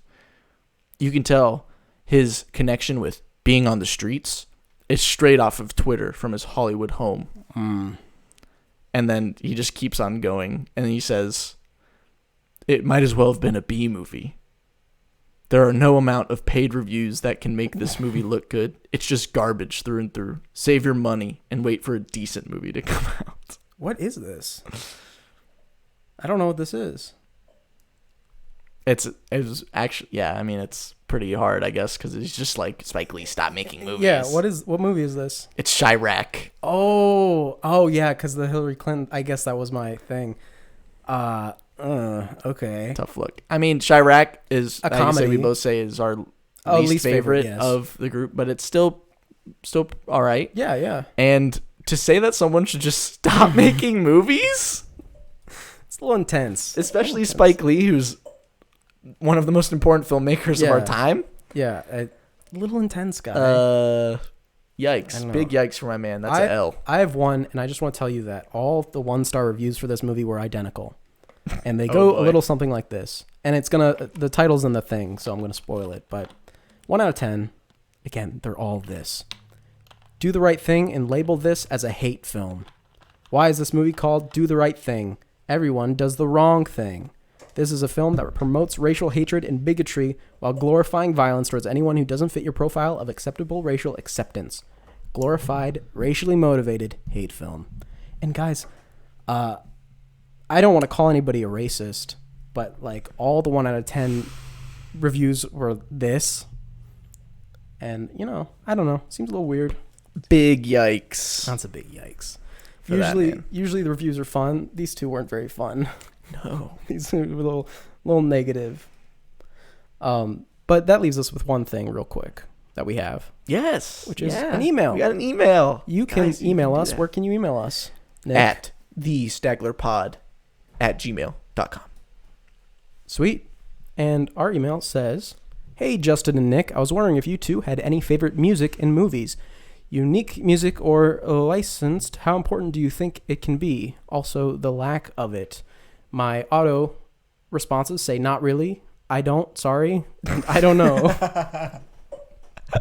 I guess I don't know is I can use that, but so music and movies, what do you like? Suicide Squad. Well, Suicide Squad obviously has maybe the greatest soundtrack of the 21st century, so Great. we'll put that aside. It's basically a music video as a movie. Music and movies, it is, I enjoy it I really like music and movies, but it says the lack of it too. What comes to mind is Portrait of a Lady on Fire, which the lack of music is like Pivotal to like the extremely movie. important to the movie, and then when it hits the big ending with the music, you are like so deeply affected. Yes. And it works so well. So I think the lack of music can be extremely well done as long as done in the right way. Like, And even if it's not for the whole movie, even a lack of music in one scene can have the same effect. Exactly. But as far as music being in movies, I think it can add a lot. Like if Blade Runner had none of like the synth droney score that it has, I would be like, what? Yeah. Do you have any like soundtracks that you can think off the top of your head? Soundtrack or like original score? Either or. Any music. I think the soundtrack to Titanic the score to Titanic is really good. Yeah, the Titanic's kind of a good one. I don't know why I thought about that. Yeah, I obviously just talked about Blade Runner. Yeah. Arrival has a very, I don't want to say it's like something I'd listen to, but it adds a lot to the film. Interstellar has some really good tracks. Mountains. If you haven't listened to Mountains by Hans Zimmer, woo, yeah, go. Hans Zimmer. Who did Arrival? Do you remember? I don't. I feel. So I don't bad. remember. I don't know. I want to say it's like Chris Christopherson, maybe. I don't know. Oh, I don't know. I don't know. I think that's somebody else. I feel like it was a name that had the first name and the last name. I don't think it's this guy though. Yeah. Anyway, I'll try to find that while we keep talking. What was I gonna say? You always love music. Game of Thrones. Yes. Composer. Ramin Djawadi, I think is how you say that. I always forget how to pronounce it. He's great. The Game of Thrones music is very good. Yes. But when it comes to like soundtrack, I don't remember what episode it was on, but this like the soundtrack to The Bling Ring. Oh yeah. I said was pretty good. I really like that a specific moment in movie where music is used that I really enjoy is, I guess it's kind of mainstream. Yeah. But the ear cutting scene in Reservoir Dogs. Oh, with here I am stuck in the middle with. That's iconic. David Fincher, I think. Yes. What about him? Does a lot of like pop songs over his stuff. You know, he'll take like a pop song and like do montages and stuff like that. Yeah. It's usually pretty effective, done well. Who is it? Did you find it? We are closing in on finding who it was. Once we get through all the cast. Johansson. Yes. He just passed away. Yeah, that's why I was thinking last year. That like song. Yeah, he was really. Yeah. He did like Prisoners? a lot of Denise movies, Prisoners and Sicario, which was good. Yeah, the scores that he does are always very fitting. You know, they always totally bring you in. Yeah. But yeah, that's some of our favorite music. I'm sure we could do probably a whole episode on about music. I'm sure we probably will in the future sometime. Eventually. But for now, we'll let that lie. Yeah, because next episode. Well, if you guys have been paying attention, I've been foreshadowing the next spotlight the whole time. Have you? Yeah, I've been talking about, Marvin Gaye. We talked about. We did talk about Marvin Gaye. Because guess what? It's June. It is June. And that means it's Pride Month. So we only have one episode left in June. So next episode, we're going to be doing a spotlight on LGBTQ movies. Yup. Creators and actors and stuff like that. And probably just do a top 5 favorite from each of us. That's the simplest that we can do. And everybody loves lists. Everyone loves numbered lists. Yeah, dude. It's going to be sick. It's going to be sick. So we talked about Portrait of Lady on Fire, now. It will be featured in the next episode. I don't even know if I want to put it in my list because it is really good. Yeah, we might just like put that at like an honorary top of the mountain. And then talk about 5 that we haven't talked about yet or talked less about. Yeah. That's honestly probably good because I think both of our number ones would probably be Portrait. It's really good. So, yeah, maybe we'll just put that one to the side and we'll just be like, yeah, this is the best one. I know personally that I have one that it's maybe my number one. I don't know. But it is one that's probably going to knock your socks off and you're going to be like, what? So The Lion King 1.5. Oh. That's not. No, that can't happen. I will say right now The Lion King 1.5 will be an honorable mention on my list. As will Venom. Venom. All right. Well, guys, you've been such a good audience today. You were so well behaved. Thank you. Go ahead and get yourself a treat. Go ahead and get yourself a cookie. You deserve it. Yeah, I only had to ban 85 people in the chat. Wow. Today. Perfect. That's awesome numbers. Down from last time. Yeah. I mean, I'm kind of glad we didn't. Imagine if we did have an audience and the kind of shit that would have been stirred when we started talking about racial issues online. Anyway, guys, thanks for listening. That was the Stagler, episode 6. Episode 7, LGBT movies. Please tune in Saturdays at 3 p.m. 3 o'clock p.m. On Well, Twitch. not every other Saturday. Every other Saturday. So not next Saturday. Sorry, we won't be here. Or the one after that. The one after that, though, catch us here at 3 o'clock. We'll still be uploading the audio and video elsewhere, so you can always check it out later. Be on YouTube. But that's it for today's show, and thank you so much. Thanks for watching. Thanks for watching, and that's gonna do it. Have a good day.